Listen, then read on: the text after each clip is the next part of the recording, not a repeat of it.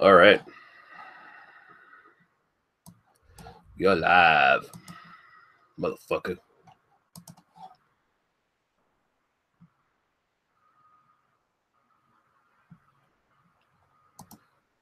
Send in the invites. Here we go.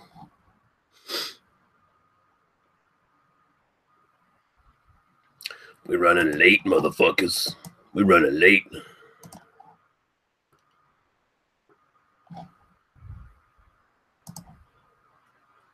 All right. Got the old comments page up.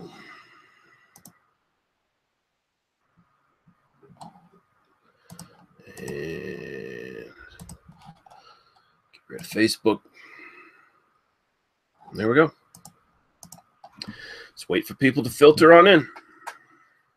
The albino rhinos live testing some shit at Cayman Kettle, I guess. I don't know what the fuck he's doing. He might start a BDU. This is just a sort of placeholder until then. If he does end up starting one, who knows? Or he might just join in on this. Who knows? We'll see. We'll see what happens. Camera on for a sec. Show you what I'm drinking. Harvest Pumpkin Ale from 9 Locks. 'Tis the season. Anything special on this fucker?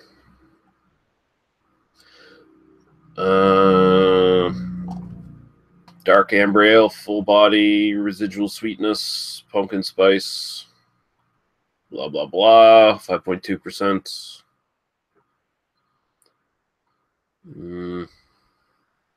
Water, hops, malt, yeast, natural flavors and spices, actual pumpkin, and love are the ingredients. We'll go back to camera off. And we'll go check the comments. Sookie Wildlife Camp says, I'm here for the AA meeting. Oh, well, good for you. If you truly are an alcoholic, this place will not help you very much. But and now we have Average Joe and we have Nicholas.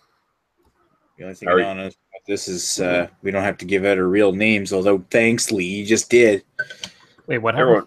Everyone knows your name, and even if they, hadn't in the before now, they don't care. It's yeah. Right. I was gonna say more importantly, no one gives a shit, Nick. Absolutely nobody. Yeah.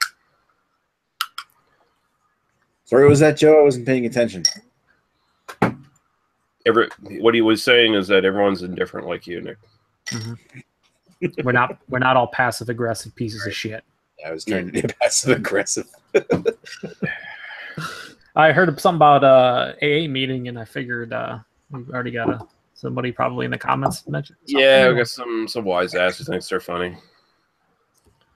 I'm not even drinking, so I guess this is an AA meeting. Sorry. Oh fuck, you're our sober companion. Hey, I'm still sober. Yeah, give it time. Yeah, whatever, Nick, whatever. Whatever. I sure ain't. Yeah. God. Yeah, how'd the day drinking go? Good. It's still going. Nice. Well, obviously you slept for a bit. Yeah, I stopped and had an hour and a half nap. Fucking my alarm didn't go off for some stupid reason, so probably because I set it while I was drinking. So that probably didn't help. But is that on you then? That is on me. Get your catchphrase in there, Joe. It's all over the picture of Miss Real Elgid's guy's boobs. I don't find her attractive. I don't care. Nick, we're trying to have a civil conversation here. Why do you always have to make it like this? I don't. Somebody has to. I'm not Guy. Guy's the one who would have a picture of her. He probably does have a picture of her. Actually, he probably does. He's probably printed it on his wide format printer. Well, he'd kind of have to.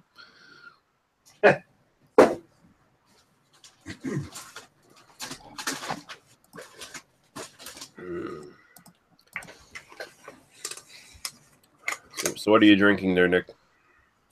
I just cracked open an O'Hara's Irish Pale Ale. Double, was it dry hopped IPA? 5.2% ABV, of course, from the great country of Ireland. Let's not go crazy now. Yeah, let's get that. Let's rein that in a bit. Yeah, Rein it in. Don't want to be raining on the parade. Do not mention that man's name. Otherwise, Ewart will be very angry. He'll find something to bitch about anyway if he shows up. That's what old men do. So you're not drinking at all tonight, are you, Joe? Or I don't know. Unlike you, I am not in the mood for it for some reason. I just That's on you.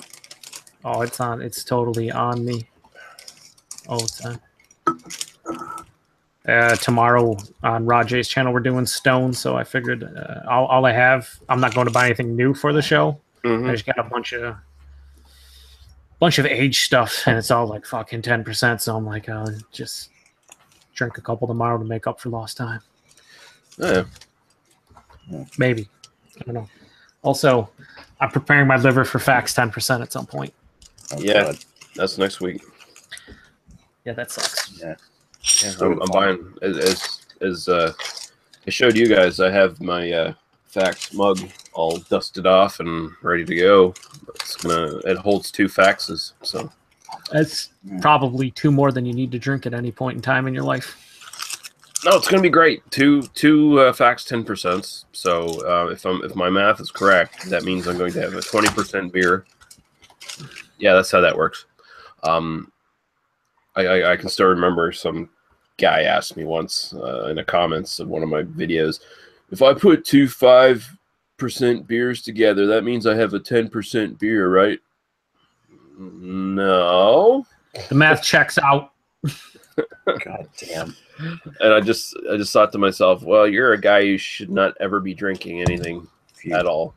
Mix a Fax 10 and a Crest Super 10 together, you get a small molecular explosion. Oh, next talking about exposure. Explosion. No, you heard exposure. I said explosion, which I suppose goes down the same road, doesn't it? I was gonna say I don't think that's any better. Little did you know that Nick was talking about the TV series from the early 90s, Northern Exposure. You just came in a little bit late. That's right. I did not, but now I'm extra excited. More like north of 60. He was reminiscing about moose knuckles. So continuing my tradition of having shitty beers, is I'm trying to try all the shitty beers at the LCBO. God! I'm having a Fax Premium. You don't even have a YouTube channel. Why are you trying all the shitty beers from the LCBO? Just because honestly, there's not a whole lot of Ontario beer right now to interest me. So I'm just like, these are cheap. They're like around $2.20 a can. So for 500 milliliters, so whatever, I'm gonna try them. For the second time tonight, that's on you. It is. Now I already had the Fax like last week. I have a Fax 7.1 in the fridge. I haven't tried it yet. I had a Fax Lager, or I don't know which is the regular one. If this is the regular one or the other one, they're both like 5%. That's the regular. It was okay.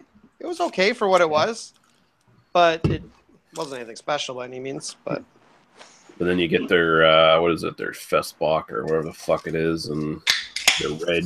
And I'm just hoping for some reason it's not available in my area. Like there's a little bit of hoping there. Actually, no. You know what? That's what I had. I had their amber, and I thought it was okay. Nothing special, but I thought it was drinkable. Yeah. I don't think I've ever had the amber. The only one I think I've had like the 10 and the Festbach. There was the Festbach and the Premium. I think Premium's in the white can, the Festbach's in the green can, isn't it? Yeah, Festbach's in the green can. Oh. I actually haven't had anything, so my first experience with Fax will be Wednesday, assuming I get it. Well, I'm not going to drink my 10% till Wednesday, so we'll see how that goes. The Premium of Hobo. Yeah, I can't wait to enjoy myself while we dissect that beer. I'm so excited. Yay. Yep. Joe, your boner's showing. Yeah. So I was thinking, now, Lee, you talked about, you basically postponed this week's because a little bit worried of the potential of running out of beers at some point. I was actually going. I went the extra step. To be fair, I said that. Well, yeah, but Yeah. How drunk were you when you said it? Is the Thanks, question. Greg. Probably drunk. That's what I think. There's a lot of beers. I actually went to the the NSLC website just to check. I mean, there's a lot. There's a lot. Now, granted, a lot of them are macros. I mean, there's not gonna. I think we're gonna run out of craft beer way before macros. Oh yeah, way for before. sure we will.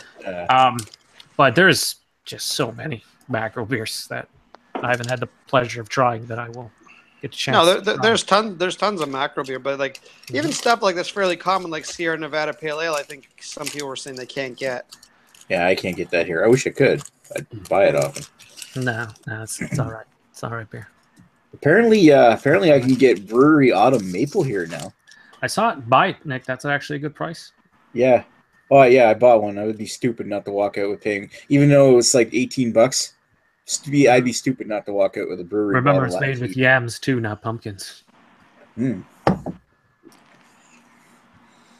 a good beer. It's a good beer, but it's one of those beers where because they're the brewery, and it's $7.50. It's better off in like a $3.55 or something. But then they can't put it in their fancy looking bottles and charge a premium for it, right?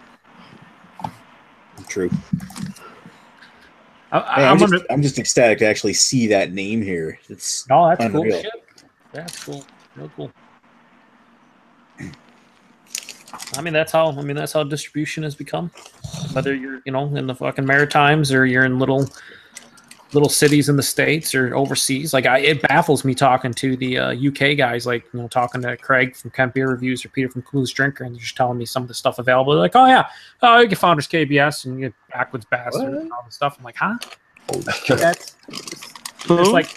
There's like half the states in the US don't get that. It's Founders. Like, you're getting that? That's crazy. And they're relatively cheap, too. Yes. Oh, I was gonna ask, are they getting them fresh or? Well, relatively fresh. I mean, for KBS, it doesn't really matter, but Well, I mean, you do want to probably drink it a little fresh just because of the coffee character. But like Backwoods with age, that beer is amazing. Fresh, it's amazing. It's one of those things where if they're getting like all day IPA or Centennial IPA or something, I doubt they get it super fresh, but you never do know. Yeah. But yeah, I was looking at the NSLC. There's a lot of stuff, and I remember you like for Unibrew, for example, Maudit, and I can't get that. Yeah, I was gonna say they had that on there, but it does say like limited on it, so I'd imagine Blanche de Chamblay. You get that, right? Yeah, I can get that. All right, that should be one we should look into. I still have that in my fridge. Fin de Monde, can you still get that down in Nova Scotia? Yeah, the Fin de Monde. Probably, but not in my U.S. This is the other thing. It's like, not every NSLC has the same shit. So yeah, I have to resort to like quickly mailing a mail to Lee every time there's something special we want to do. And they haven't done any sort of online sales yet, or started to do that. Even if they don't have any yet, as far as I know. But or maybe they do. Or I can't remember, but either way, it would require a credit card, and I don't have a credit card, so. Wow. Yeah. To prove that I'm of age, Highly debatable. Yeah, the best part about a credit card is that when homeless bums ask you for money, you can with a clean conscience say, I don't have any change. Do you take a credit card? Do you have a lot of experience with that, Greg? I work in Yorkville, which is a very rich area of Toronto, and there's a ton of homeless people. Many of them are not really homeless. Many of them are just people pretending to be homeless because they make more money that way than they can actually getting a job. So, yeah, I do experience it quite a bit. I've heard of trash like that. By the way, if any of my fans see me, if any of my fans see me around, come give me a hug. I'm gonna safely say it's a boner hug. There are no fans of yours. There are no one. Exist. Not even Angus Wangus. Nope. Gonna say big nope. Definitely not. Wait, were you saying Angus Wangus is a bum? No, I was just saying. I thought he was a fan of mine. I'm not. Listen, I'm not saying he's not a bum. I'm just not specifically saying he is. He's saying he likes his bum. This conversation is. Maybe he's into butt stuff. What do I know? Jace Westcott has appeared here. Oh yeah. I know we're toying Jace. with his emotions because Chad is live and we're live, and he might have both up. Who knows? But I know. Yeah, but let's face it. Chad's probably boring the fuck out of people. Well, We should do a live chat and reaction to Chad's. We'll judge him like he judges other beer award. Because he watches Chad stream. So you're saying judge him while he judges beers? Exactly. He's like what? Judging beers live, so he's going by BJCP standards, I assume. And I didn't ask. I was pretty much just trolling the chat with pickle and mimosa comments, and also other random things. But I did ask him a couple questions about like what the best beer was, and to date, and blah blah blah. And he really was nondescript in his response. He's just like, this beer I just had was the best beer, and then the beer before that was the best beer before this one. I'm like, now you're just confusing me. But he's not really saying too much about, I think, the actual competition at all. I don't know if he's allowed to or something. If you're supposed to write down on the little scorecards and not say stuff too much, but interaction is pretty low. See what. Here, the last couple comments. It says, just as tell Dave his northeastern style IPA or New England style IPA was awesome, even if you did use flour in it. Yeah, I was making may not be allowed. The fuck? I was making there's a lot. I shouldn't say a lot. There's some brewers that use flour to get the turbid, murky look in New England style IPAs.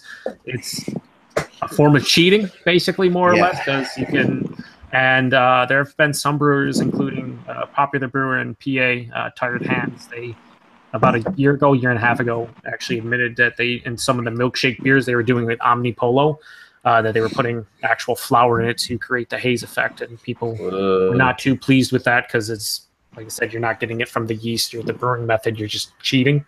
Yeah. But there's some places started using like weeded flour and all different kinds of flour. So I was just trolling Dave from Cayman Kettle because he brought his New England style IPA to Chad's Fest this past year, and it was probably my favorite beer of the fest. But I was just trolling him that he most likely used flour in it. I added it on. Joe, you're tap. a monster. Should have put it in the description down as all the flour. Yeah, I should have. I put it in top tap for him, and I should have done that, but I didn't because I'm not an asshole. Sometimes. Well, that's what I'm saying. Sometimes. This Goza is salty and sour. I don't like it. Yeah. Oh, I hate cleansing your palate with Coca-Cola better than pickles. Yeah, someone there was like one of the guys that was actually doing the same thing Chad is judging. He was like, so he's like, I think this is very malty or whatever. And somebody else was like, well, that could be because you just took a swig of Coca-Cola. He's like, it could be. I'm like, cleansing your palate with Coke is probably better than pickles, but how much better? I'm not really sure. Say like 8% better. Probably. Just use plain white bread or put salt water. On them. Water. You can use water. Water works all right. Take a couple swigs of water. You're good to go. I'm so surprised that people like. I just take it. There's a whole generation of drinkers who have not read any of Michael Jackson's books at all, or just common sense to reset and cleanse your palate. Use something bland that doesn't impart flavor. A soda cracker or water isn't going to impart any. I mean, someone saying eating pickles, you're imparting the taste of a cucumber, which is pickled, but then all the vinegar and brine, whatever. There could be garlic in there, fucking whatever, right? Yeah, it's like. No, you're imparting flavor. It's gonna fuck up your palate. It doesn't. Just invoke some common sense. That's all you need to do. Hey, Rajay's on here. Says, "What up, peeps?" Hello there, Rajay. Hello, Rajay. If you want a link, just say so, and Joe will hook you up. Yo, I'll make this shit happen, son. I'll make it happen. Yeah, Chad mentioned he's like, oh, I used to tell one of the people there, oh, I have 3,000 movies, and I said it's unfortunate that 2,999 of them are absolute shit. Yeah. Truth. By the way, I watched a couple nights ago, Friday the 13th, Part 4. Oh yeah. Oh, that's one of the good ones. Yeah, it was enjoyable. Final chapter. It was good times. I haven't watched it probably in I don't know how long, but Corey Feldman. Yeah, fucking young ass Corey Feldman. Die! Yeah, and then the whole slow motion as he's doing it. It's like, all right. Hey, it's got a fucking Jason Voorhees sliding down his own machete on his fucking through his head. It's pretty good. Right through the fucking his normal his normal face. And I think that was the second one Tom Savini did, if I'm not mistaken. It was either. Did he do part 1 and part 4? Yeah. I think he skipped over part 3 too. So part 1 and part 4 was probably. Yeah, that sounds right. There were some fine-looking women in there for you, Greg. Definitely. Oh yes, I know the twins. Oh yeah, the twins are in there. Yeah, it's good times. Yep, I think that one has the second most amount of nudity in it. I think part 5 has a little bit more, except part 5's not a very good movie. Do you rank them by nudity and not how good they are, or how enjoyable? Just nudity? Well, pretty much. They're Friday the 13th. Everyone's making like top 10 lists of like what their favorite are in order. Greg's is just in order of nudity. Well, by the way, Lee, fuck you for picking 2 Italian horror movies, one of which is by Lucio Fulci. I don't know if the other one is or not. Who did that one? Yeah. Neither one of which has nudity in them. What the fuck, Lee? What the fuck? Oh, I thought you said Italian horror movies. I was like, whoa, where's this at? Well, whatever. But Greg, I watched them. I may actually, if I get around to it, I may actually comment for the first time here. The episode may or may not happen this week. Daniel just told me he can't do it, but I'm waiting to see if Paul is around, and if it is, we'll just go forward. Paul will say he will, and then he'll pass out. And yeah. We got Rod on here. How you doing, sir? Yeah. What's going on, guys? How you guys doing? Yeah, we're going. Rod, I'm going to say this from the get-go, but you better have no deals this week in terms of beer deals. Did I tell you my deals already this week? Listen, I black out half the time you tell me these things, both from anger and jealousy. So it's like they finally brought out Narwhal in 6-packs. Oh, they did. Oh, it used to be in 4-packs, right? Yeah, so I picked that out for like $13.49 or something. And Narwhal's one of the better just regular imperial stouts. Yeah, good beer. They're coming out with a, I believe, cocoa and coconut version of it. So, so you're on board. Yeah, I'm on board. I heard coconut red velvet beer. Joe's buying. I don't know. Coconut red velvet beer? I still buy it. There's coconut. I have no doubt in my mind you'd still buy it. Bellwoods has a new beer with coconut in it, although I don't know if I'm going to get down there to actually get some. Greg, you can't tell me that and then say you're not going to go get it. That seems like just teasing me at this point. Playing with Joe's emotions. Yeah, you can't do that. No, I like to play with Joe's emotions. You'd like to call my emotions something else, though. Well, penis emotions is the same thing. You're going to get Paul jealous. Calls your balls emotions. Paul gets jealous at a funeral home. Speaking of Paul, I don't think he'll watch this on the replay or show up, but he did. He mentioned to a couple guys, the UK guys on Facebook, but he was in another accident. Yeah, I saw that. That was crazy. Yeah, like a car accident? Yeah. He said he rolled his car off like a 50-foot cliff and had to kick out the window because it was upside down. He was not.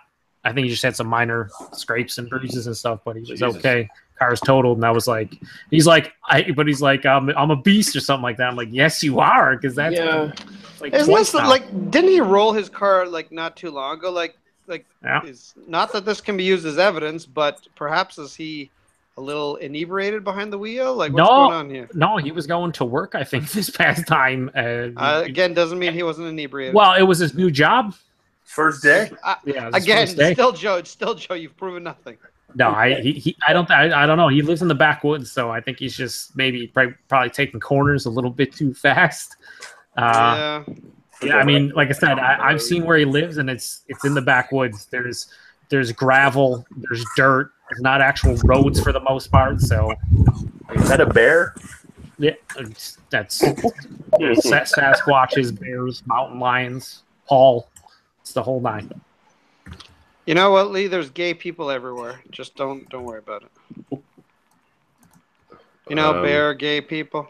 Well, why did you direct that comment towards me? That's a tough segue. I don't know what's going on there. Yeah, I'm a fan of segues. That one, not. Hold on. I thought it was Lee who asked if there was a bear in the woods. No, I didn't say shit. He was asked like an actual bear, Greg, like a bear. Oh, okay. Like a real bear. No sexual tones to that. I didn't until you showed up. I mean, thanks for the warning anyway. Now I've made the conversation better. I guess. Kind of how you look at it. It's, yeah, I mean, So this is gonna be flagged not appropriate for YouTube advertisers. Oh, it probably already was. Oh yeah. I'm getting videos now that are flagged for that. A lot of people get flagged on YouTube. I keep seeing people pop up with stuff. Yeah, Rob from Hobscene. Rob, he posted that most of his that are scheduled. He says scheduled for upload or whatever.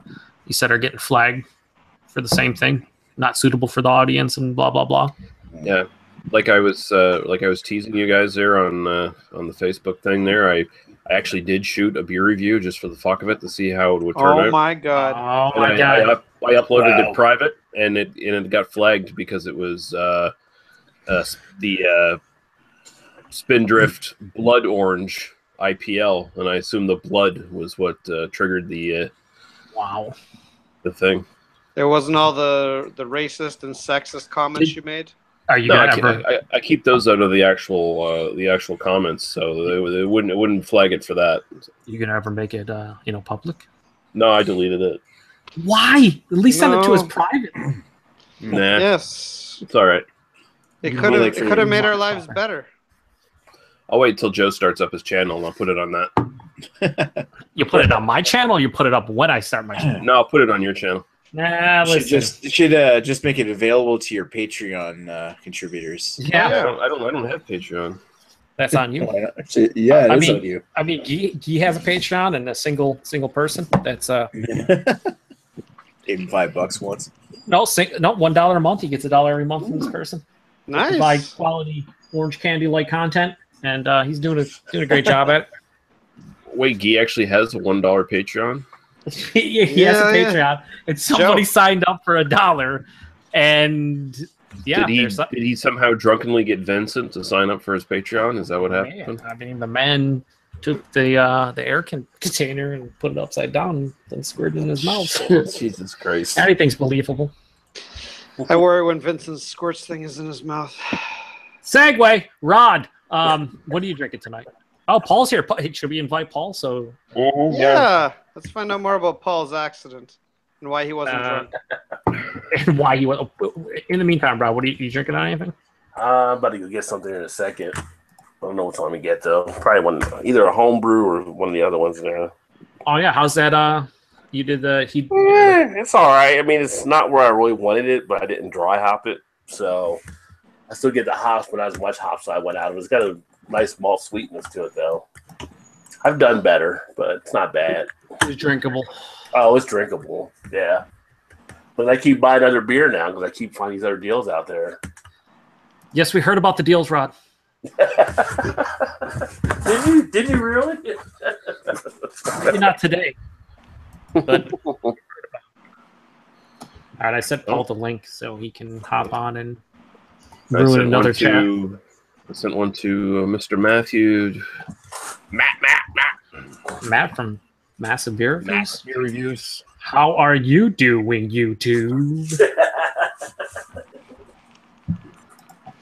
Now that's a real entrepreneur.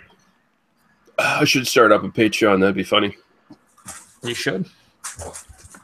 Give me some money. I quit my job. That'd be great. Suddenly you're getting 20 grand a month for the quality content you provide. What does Reckless Eating get on there? They got to be making some decent because he's making a living. Let's put it that way. He's not doing as good as everyone seems to think he's doing. But I mean, on Patreon, he's probably at least recouping some of the money lost from YouTube. Yeah, because he's basically making no money now on YouTube. So yeah, that's how bad it is. $886 per month on Patreon. It says. Yeah. Did he get screwed over by that whole YouTube advertiser thing? Mm-hmm. Mm. Yeah, a lot of people have gotten fucked by that. So like that $800, that is his income basically at this point. Outside of Streamlabs or whatever on Twitch and shit like that, when he does his live streams, that's why he's doing all kinds of live streams. Does he do any like sponsored videos or anything? No, I don't think he gets anything like that. So. Huh.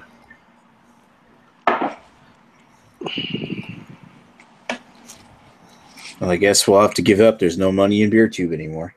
No, it's terrible. You mean there was millionaires in BeerTube? Yeah.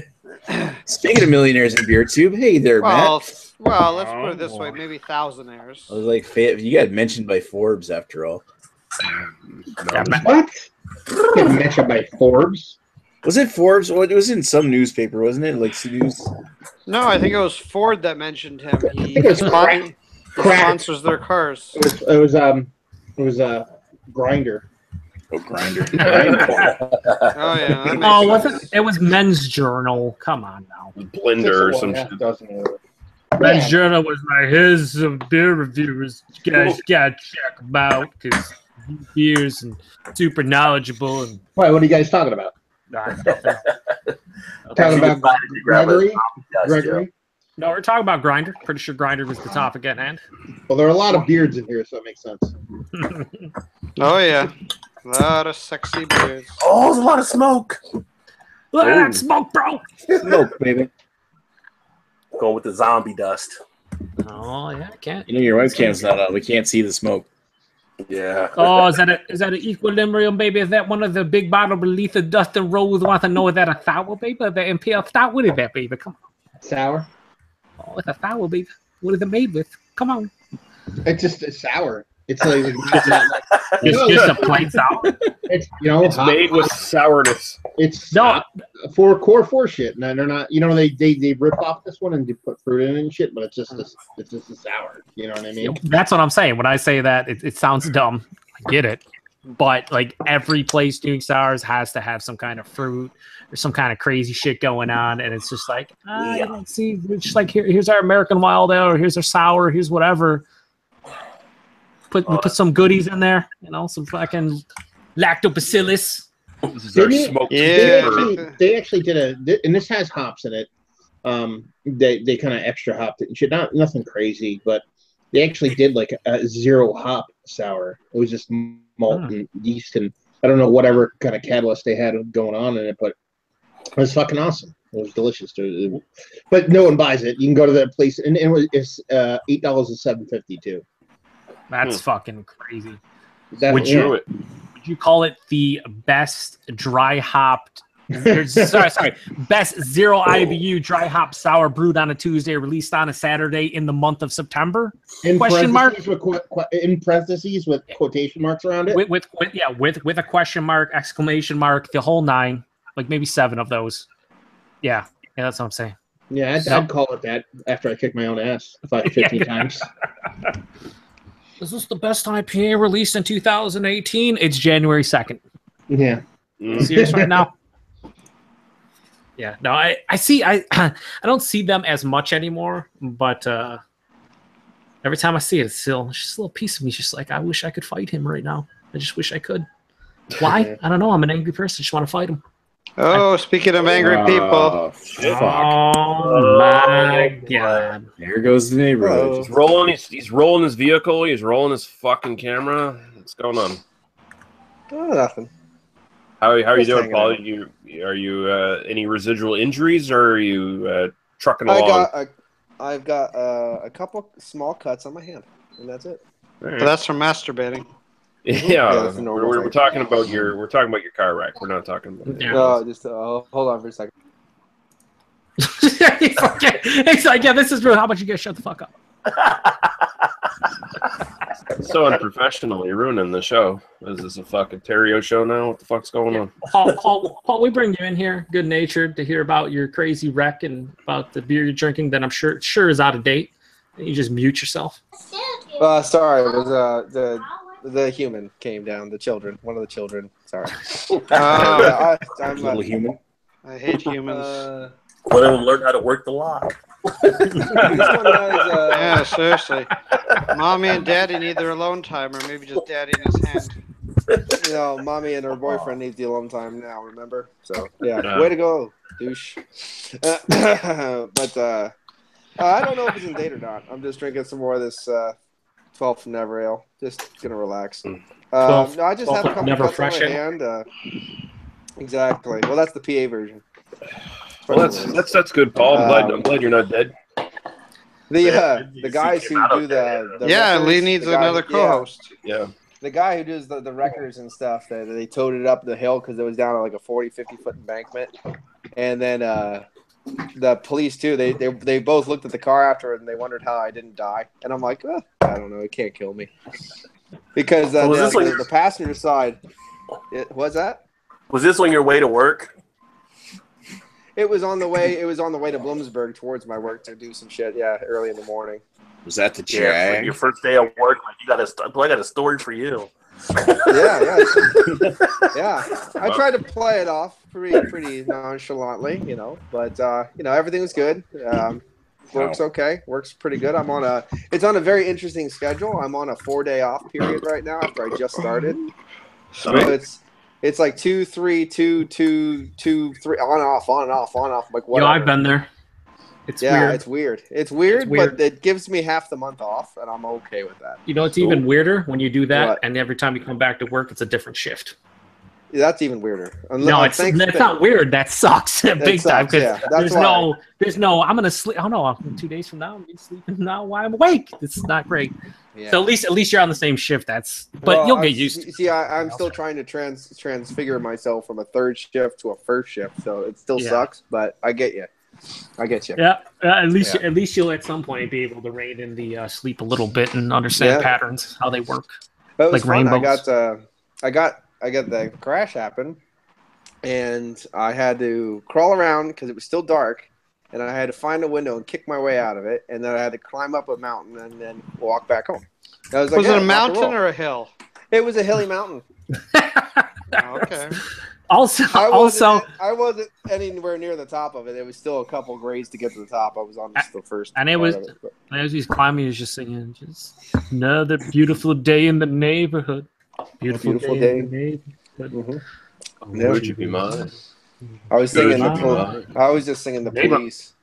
Every crash you take.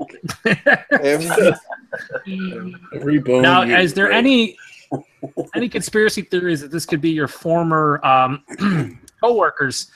The conspiracy theorists out there would say, you just left your work. Maybe they tried to kill me. This is like a movie. It seems. Yeah, you never get out. You don't quit them; they quit you. You'll never get out alive. It's like, joke's on you. Totally did. I tried to hit the brake and it went to the floor, Captain. I don't know. Jace Westcott in the comments says Backwoods Bastard is coming back to the LCBO soon, so keep an eye out, Greg. Greg, I don't like it all that much, but okay. I'm gonna need you to leave just real quick. How long ago did you have that beer though? Many years ago. You should revisit. I probably butterscotch. So Paul, what was like in all the right ways? How was your quitting on the other job? How'd that go? That was good. Did you revel in? Good, my boss was super pissed off, and I was like, "Well, that's on you." I pulled a Joe line. I was like, "That's on you." I was like, "The only reason I'm quitting because you guys are douche." Did my PayPal account increase slightly because of that? It just blew up. It just blew the fuck up. I feel like Paul went in there like half baked and was like, fuck you, fuck you, fuck you. You're cool, fuck you, I'm out. I kind of think that as well. I always prefer to do the coming to America, fuck you, fuck you, fuck you. I think one or two desks got turned over. Some papers may have been thrown. And there's the human again, yes? Sorry, hold on. Yes, hello. There was a casualty, though, aside from almost being Paul himself, from leaving work, is that he had reviews on his old work phone that he never transferred to his computer. So I'm sure he probably had a lot of weird stuff on his phone that someday somebody's going to find. Someone at IT Well, going through his phone right now. Yeah, they're like, No, there's this I playlist on fired. YouTube. What is this cool Paul's stuff? phone, with Paul's phone, it wouldn't be IT, it would be the FBI. Yeah, well, Is this basically, fun stuff? yeah. Well, we already had the comment with one of the guys at work, and he's like, "Yeah, you better do it. I don't think you'll get total jail time, but you'll have a lot of counseling that you need to go through. Yeah, stop clenching. But Things you- like that. You lost the beer review where the beer exploded and you went on a Yeah, rant. unfortunately, That's not great. I just because of the whole boom, boom, smash, smash, crash, crash, boom, boom.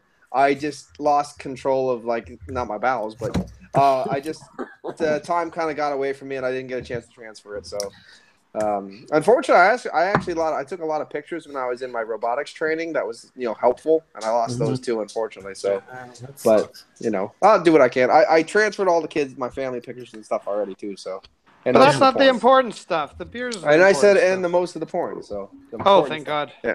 It's true. Yeah. She said she's gonna leave me alone and watch a movie. So that's fine. You have school tomorrow, but whatever. Do you believe her? Don't go to bed. No, I believe nothing. No. I did get two new movies. I got The Kolchak, The Night Stalker came in. Oh yeah, nice. And then I just got Nightmare from 1981. So gonna check those out. There you go. There you go. There you go. And actually, the funny thing is, the most dangerous part of the car crash wasn't the car crash, and it would have been the 28,000 pounds of tools I had in my car that were flying around the whole time, like a giant, monkey wrench and sledgehammers and stuff like that. But magically, I had an axe in the car, like you do. Of course. And when the car started rolling, the axe came up and actually blocked the whole back seat with the seat belts and actually created a barrier. So everything stayed on the one side of the car and nothing came onto my one side. It was really funny. I was like, I don't know how that happened, but bravo. Protect your own. Yeah. Something's looking out for me. I'm sure it's a demon, not an angel, but whatever. That's fine. I was going to say that. Maybe a Sasquatch. Who knows? Sasquatch was using its power. Yeah. That's why you keep your options open. I was just insinuating a piece of metal on top of a log of wood, but I mean, whatever. Yeah. You want. See, the only thing that would have made this story better is if you said, "Yeah, Sasquatch actually broke into the cab of my pulled me vehicle. out. It pulled me out. Yes. Gave me mouth to mouth." And I reciprocated with Anal. deep tongue. Yeah, Anal, Sasquatch CPR is totally penis to penis with everybody. Yeah. Get it in there. Get it in there. Out with It's like the there. Three Amigos fucking greeting, but with life saving. Get nanny. Why am I picturing this right now? Okay, yeah, all right, yeah, I got you, Bat. I'm on board. I'm saying this in my own mind. So, Paul, will you be good for City of the Living Dead and the Beyond on Friday?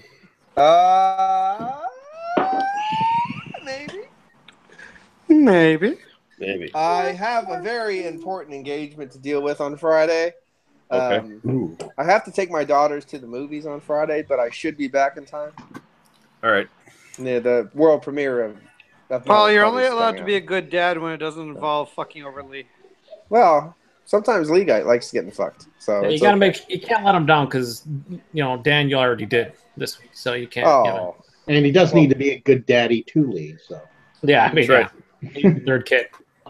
yeah. I think that's why I didn't die. I willed it through, so I didn't miss the My Little Pony premiere. I was like, no, I will die after this. Well, and let's be clear. Obviously, Lee's podcast is way up, in the importance. It's pretty high on the importance scale. Yeah. Like, there's three things that was going through your mind: your children, the My Ponies premiere, and then Lee's podcast. Yeah, like okay, and it was judging who's got number one. It was bouncing back and forth for a while. Yeah. And I Sorry, really I like understand. discussing movies. It's a lot of fun. And then I get back home. I get back and I sit down and I look at all the pictures of my friends and stuff, and I go, God, I wish I died. But that's just the way things work. Love you too, Paul. Can I have a redo? Can I have a fucking redo? Jesus. He said pictures of his friends. He didn't say you, Nick. Fuck off. Well played and very accurate. Good stuff. Yeah. He had a picture of you, Nick, from the waist down. No big deal. Oh, Why do I have a giant mushroom? If you get trapped in this car, we're gonna send the hose in. Oh God! Oh no. Different kind of jaws of life. This is Rod. Our humble Jesus. apologies for whatever this is. It's just You're assuming that Ron Subjecting isn't you a to our disgusting in-jokes. man as well. That's not cool, I'm Joe. just here hanging out. yeah. Rod's just here, soaking it all in. No, Nick. No. what the fuck? He's not a cum dumpster. Yeah, Back that's off. Nick. Nick, I know what you're thinking. Cum dumpster 69. I know How what is you're- Cindy, by the No, way? you're not thinking that I'm confused. So I'm thinking that I you're wonder what probably the fuck are you talking about? What the fuck is this guy on? This is a sexy fun times chat. sure. Anything else of interest going on with anybody at this point? Oh. No, not too much. I got a shit ton of videos I got to upload that are on my computer still, and I don't know if I'm going to keep on doing this whole beer review thing. I'm not sure. I'm debating because money. Yeah, new job doesn't give me the most hours in the world, so I got to see about my beer expenditures anyway. But hopefully, I can, sort some things out this way. And see what I can keep on doing, because I really want to go hit Sabatini's, because last time I was there, there's a bunch of stuff I saw that I didn't get a chance to get. So it's just the only problem is when I go up there, I mean, as Matt knows, it's such a great place that you kind of want to just spend your paycheck there. Yeah. You could always be Paul the macro guy. Yeah, you haven't reviewed many macros, Paul. Paul, that's the next step in evolution for you. I just want to say, redo on the car crash before that happens. I have it on good authority that you would probably fit right in one of Jay's examinations. I do have guns and have a limited intelligence, so that might. Great thing about Jay's examinations is you don't really need the beer. Yeah. No, it's the thing. There you go. I ate a green apple yesterday, so I could do Budweiser. There you go. There you go. It's all the green apple, baby. Signature flavor from finely crafted beer.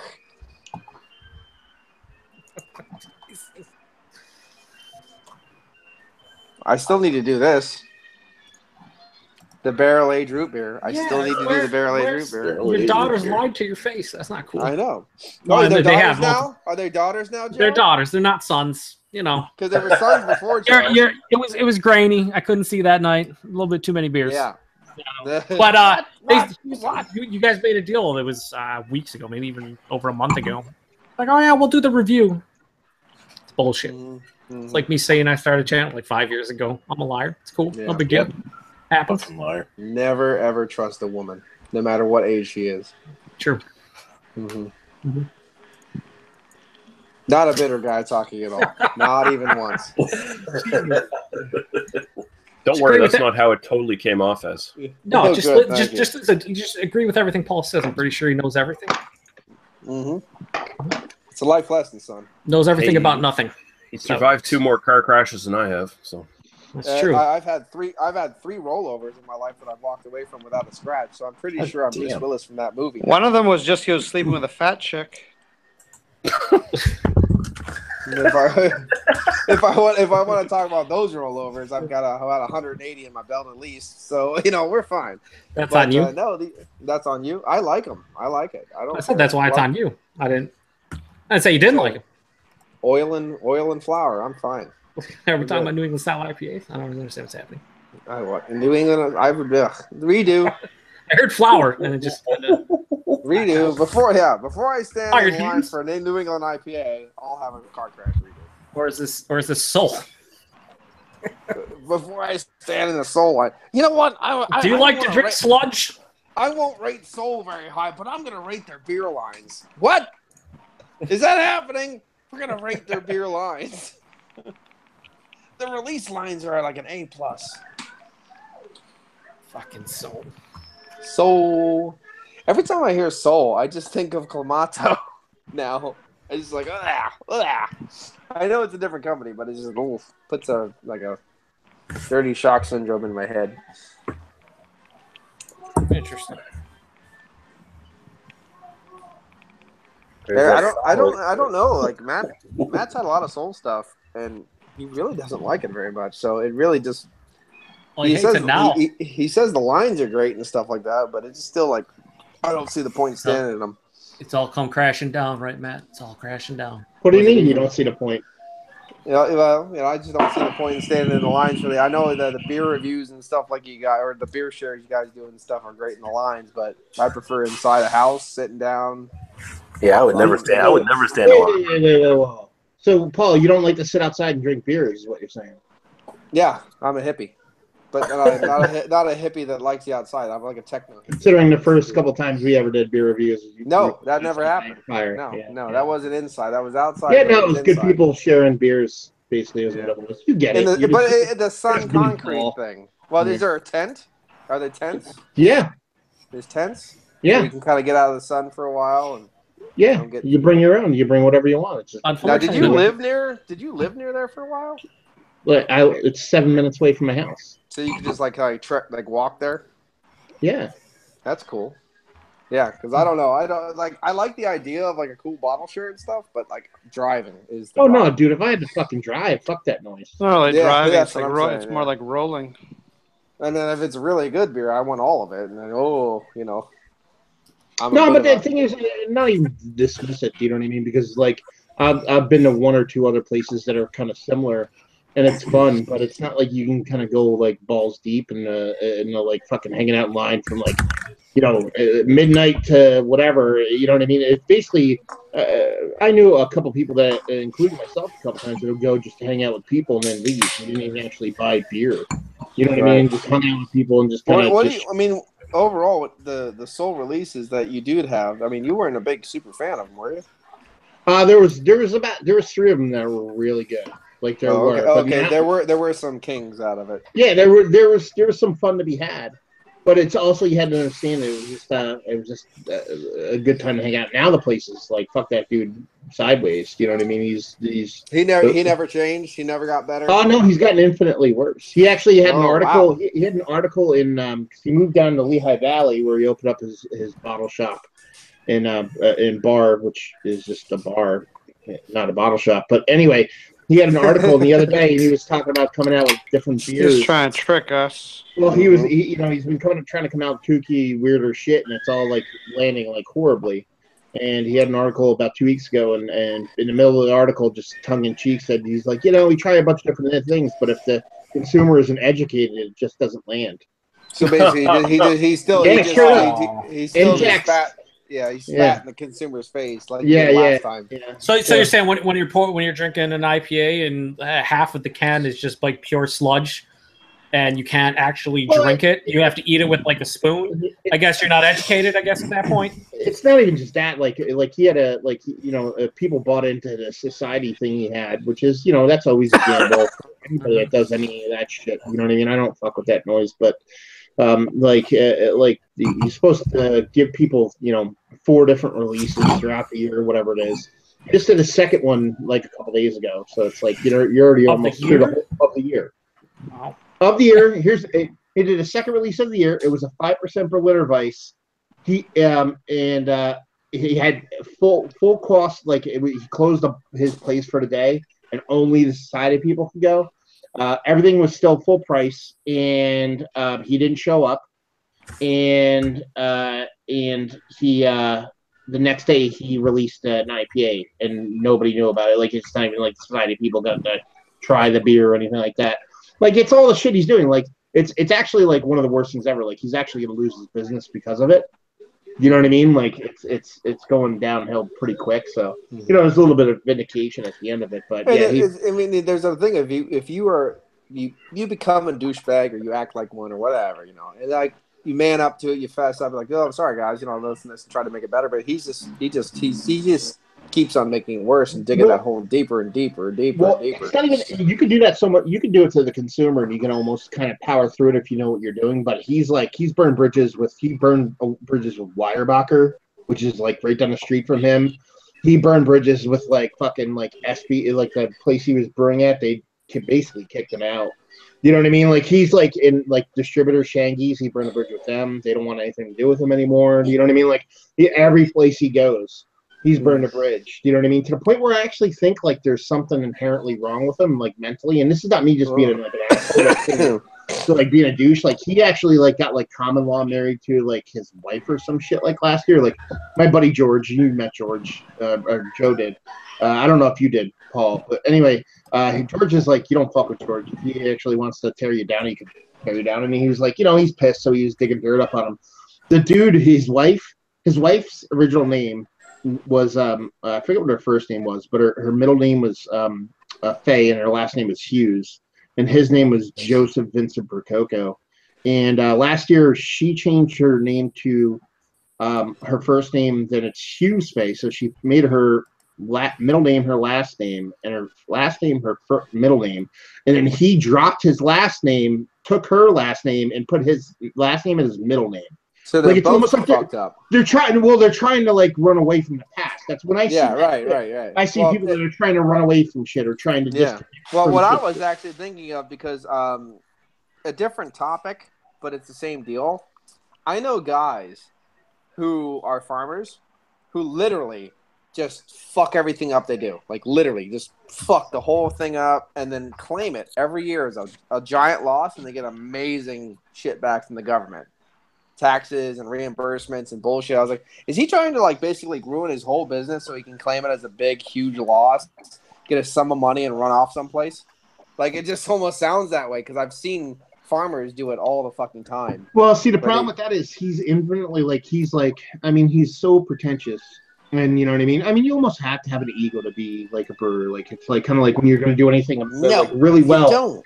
Well, no, you do, but there's a positive way to have it, to be that way. You know what I mean? Mm-hmm. You have to have an ego because you want to be able to be great. You know what I mean? But the problem is that like everybody confused him wanting to brew great beer as opposed to wanting to be known to be making beer. The ego wasn't behind making a good product. It wasn't focused on a good thing. Yeah, because there's like Og Carton, he's like a total fucking egomaniac, fucking douchebag in the best way possible, because when you actually he'll get peeved when you don't like his beer, but it's not like he's like, fuck that guy, he doesn't like my beer. He's like, fuck that guy, he doesn't like my beer. Why? Then he'll start asking questions and pick your brain for fucking 2 hours and be like, okay, now I know. So he's like, oh, you don't like my beer, whatever. You know what I mean? So it's like this weird, the way your brain is wired. You know what I mean? And his brain is just wired in just that kind of it's how you're wired, Bucker. Yeah, wow. It's W.E. Weyerbacher, it's weird. That's W.E. Yerbacher? Yeah. Bacher. But yeah, I mean, he didn't actually have some really nice beers, and he was showing potential. He stopped brewing, actually, is what happened, and he hasn't brewed for a long, long time. Then, there's a brewery in, Virginia that his, guy who was making his beers left. He was kind of in the lurch for a brewer. Started brewing again and just doesn't give a shit. Common tale, man. Happens to a lot of people. I'm stopping that dead silence going, No, sir. I don't like it. No, sir. Don't like it. No, sir. I don't like it. Everyone needs a horse on the street to get their opinion from it. I have if you have a horse with broken knees, at least you can fuck him and won't run away. I have the video clip that I think all of you guys have pretty much seen to this point. The 20-second melee of my exploding beer was another local brewery to me. Matt was talking about Soul, which is super local to him. Technically a local brewery to me. Was from Old Forge from Danville, Pennsylvania, and it was their dry hop saison.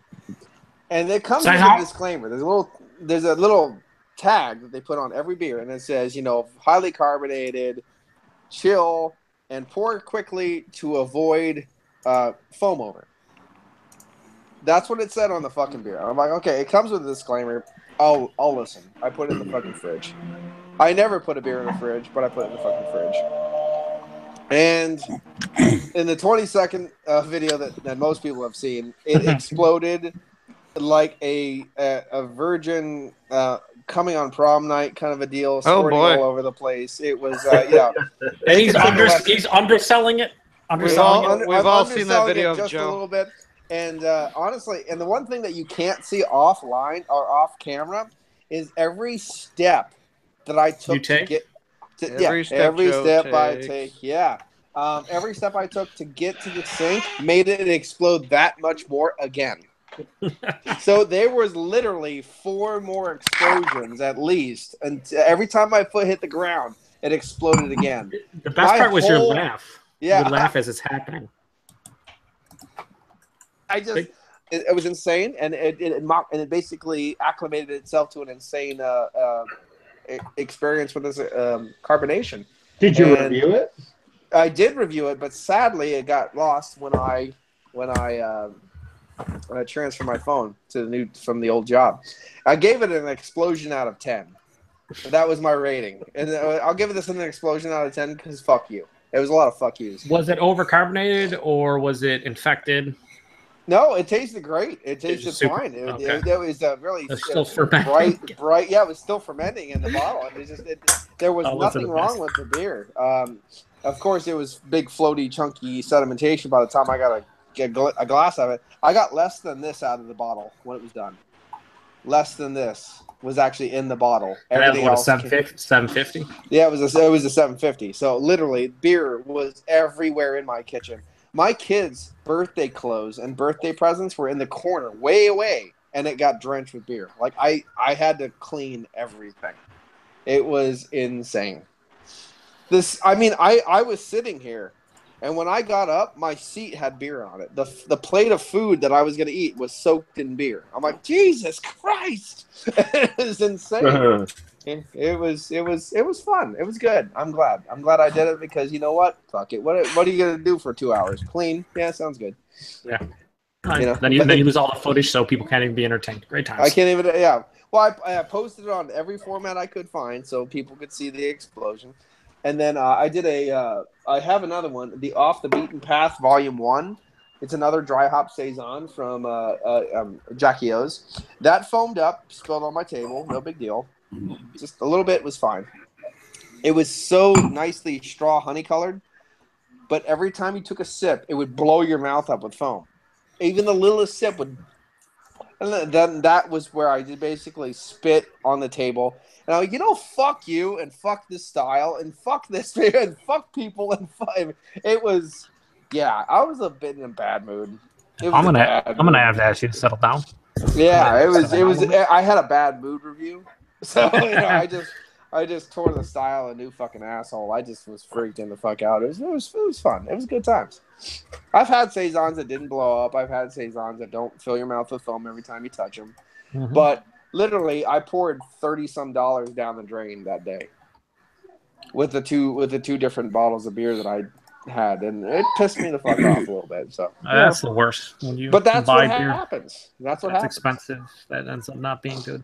Yeah, but it happens all the time, especially in the beer review world. You get bad bottles, you get bad. Even in the beer review world, you get even bad not. Yeah, you still. You don't even have to review. You can just blow up on your own, not even being filmed. Yeah. Did you? How are people gonna laugh at that? Did you ever even entertain writing a brewery and be like, hey, you know what I mean? Because a lot of times they even just want to know that shit. Yeah. You know what I mean?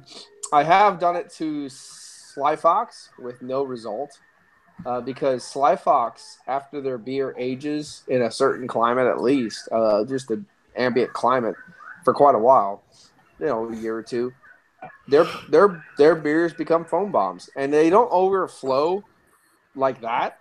But it's one of those things. You fill your glass up, it foams up. You try to drink it, it foams up in your mouth. And I've had it with their imperial stouts, with their quads, with of course their saisons. It doesn't matter what style it is. There's something with their yeast. It just becomes fizz bombs, foam bombs. And I've got a hold of them in a couple different formats, but with no response. So, oh well. If they're not going to listen, then that's on them. You're just wasting your breath. It's not like they can do a lot about the shit that's on the shelves. They can't really do anything about that. Oh, they could. Well, if they're a good brewery, they'll hit up the distributor or the places themselves and tell them to pull them off the shelf so they're not selling stuff that's potentially a hazard. A beer blowing up is not. Things can go wrong. People could get injured. Not ideal. The fucking. I mean, I remember 6 Point Brewery. This was 2 or 3 years ago. They came out with. They had a beer. I think it was Rad. It was called Rad. It was like their fruit radler, and some of the beers were just exploding in the can. And they called up all the distributors and told them whatever their accounts are at, tell everyone to take them off the shelves so people don't get injured. I mean, I feel like that's your duty when stuff like that's happening. That's your duty as a brewery. Yeah, but that's pretty rad, man. That's like, no, that's what we're it was like I love the beer. Can? Awesome. As far as a radler goes, it was an awesome beer, but like, not too sure how I would have felt by it. Like, I got some shrapnel in the neck from floating can. Didn't that happen also? The Amsterdam's what is it? The Amsterdam's radler. The blood orange one. Yeah. Did they actually do that? I mean, they haven't been that wrong that long. I was going to make a Vietnam joke, but I'm not going to because, shrapnel. I've heard a lot of people talk about it. Paul being classy this evening. I'm going to be classy. And by classy, I mean not so much. It's more classy than usual. That's it. He's classy. More classy than usual. Yeah. It's a bit classy. Exactly. It's going to be class that shit up a little bit. I mean, segueing into Canadian beer news because we can't have a Wednesday night without our Canadian beer news. Don't do it. Fuck. You know what? I was just at the one place, the restaurant with the kids, and we were getting Sundays, and I saw a guy with a Canadian shirt on. It says Canada with a big heart, and I just want to throw up. And now you're doing Canadian beer. Welcome. It's like, can you please just stop? Do it. What? Let me ask you a question, though, Paul. Was that place Alexander Keith's Brewery, and were they celebrating their 222nd birthday? Which they are celebrating with parties and rare beers in Halifax, Nova Scotia. I just want to mention this one because I feel like the beer they're brewing, it's just gross to me. So it says Alexander Keith's, the division of Labatt/AB InBev, has announced that it'll be marking the 222nd birthday of its founder tomorrow, which is actually tomorrow for real, October 5th, with several parties across the country and the release of a special limited edition beer in Halifax. The Halifax event will take place at the historic Keys Brewery and will feature snacks, games, live music, and the release of a peated blueberry ale.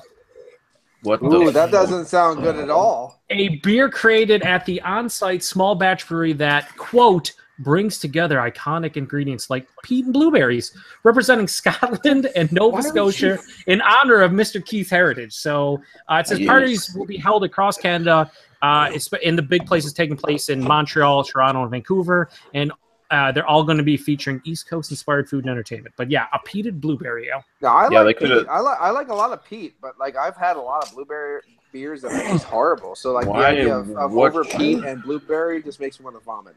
What sort of weird combination is that? Like they could do with taking the Nova Scotia quote unquote out of that equation and just leave the peat from Scotland. As far as I'm concerned. Yeah. Hello, Daniel. How you doing, sir? Agreed. Hello. I could see a bourbon barrel aged blueberry stout, but peat just seems like a wrong decision on that. We're known for two things: peat and blueberries. Let's mix them together. It's like Saddle Down, Alexander Keith. Should have been like blueberry and thistle or something. But if peat and blueberry, it's like take two hipster things and merge them together. Blueberry isn't even hipster. Blueberry is. I'm just saying, take a trendy fruit beer. Take a trendy fruit beer ingredient, mix it with peat, do something. Oh, this will be trendy. This is going for a trend. What was the two countries that they were trying to say? They're saying Nova Scotia and Scotland. They're trying to bring them together. Apparently, we're Nova Scotia. Nova Scotia and Scotland. Is Nova Scotia known for blueberries? Is that a thing? Yeah, we are. Apparently, according to Nicholas Lowe, they are known for hipster blueberries. Apparently, the special blueberries that you have to wait in line for, and not as good as those New Brunswick blueberries, but I don't understand. Well, I know when I'm always out picking blueberries, I always have my fucking golf cap on and my fucking suspenders and my flannel shirt and I twirl my mustache. But that just sounds like what I do all the time. Nova. There you go. Oh, actually, according to Simon Martin, the real aircrafter, it's Nova Scotia. But that's pretty funny. They can't read English, which is Did he hilarious. actually say that once? Did he say that? Oh, of course he did, because I remember everything. Scotia was amazing, so thank you, Simon, you piece of shit. Scotia. I so hope I meet him in real life someday, just so I can have slap to the see shit out of him. Scotia. Yeah. But so Nova Scotia is only noted, the only fruit-bearing fruit is blueberries. We're actually known more for our apples than fucking blueberries. Yeah. So. Well, let's just throw apples. Let's make a peated blueberry apple ale. And see No, what let's not do that either. No, let's not make a peated ale. Why not? I would be okay with apples before I could be okay with blueberries. It's going to be Alexander Keith's. So even if it was just purely a peated beer, it would still taste like mediocre, watered down shit. So it wouldn't matter either way. Yeah, because if you made like a sizer, like a mead with apples, and then put like it in a barrel for a while, that would be amazing. That would be peat smoke things, with the apples, and it would work great. None of that sounds good. I could see sizer meads are pretty good. Well, I've never had mead.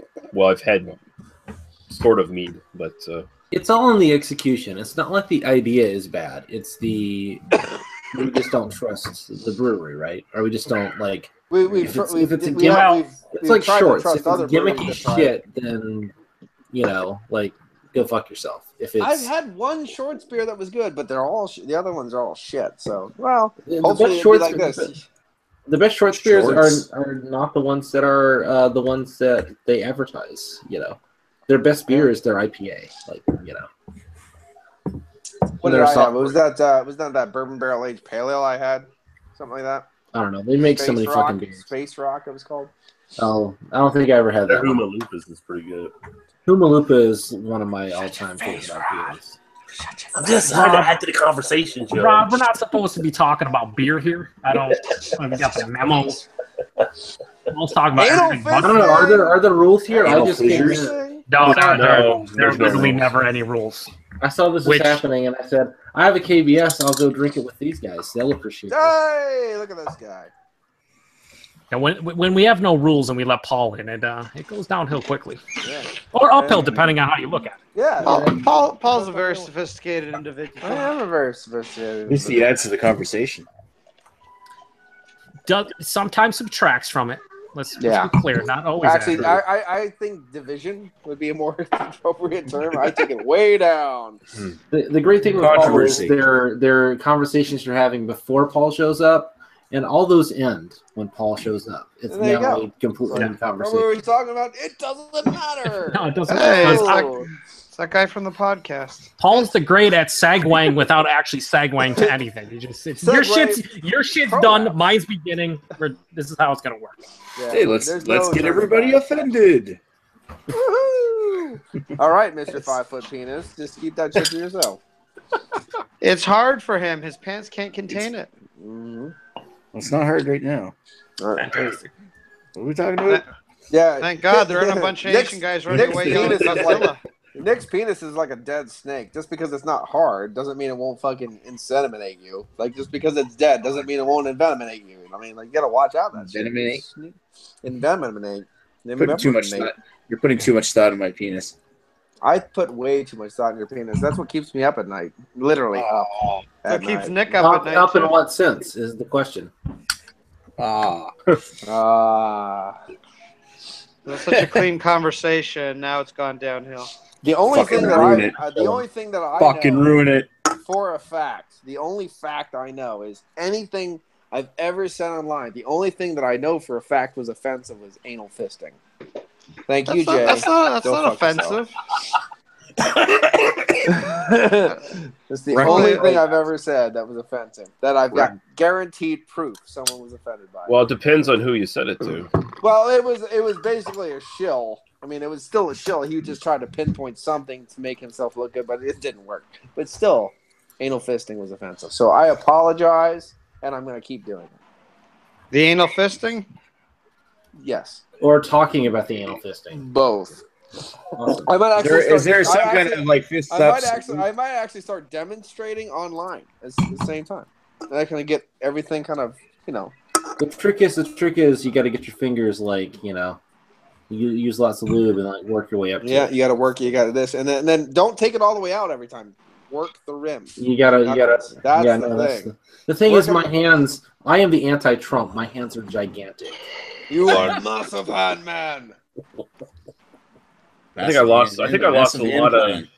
I think I lost the context like 15 minutes ago where every conversation in this fucking chat is gone. We're talking about anal fisting. Does there need to be context, Lee? Does everything? I would hope there would be some context. I hope, like, when you segue into shit like that, I'm kind of hoping there is some sort of. We're kind of basically hoping that we can avoid the whole idea of talking about Canadian beer news. Well, that's a good thing. I think we've done a good job of that. Thank you.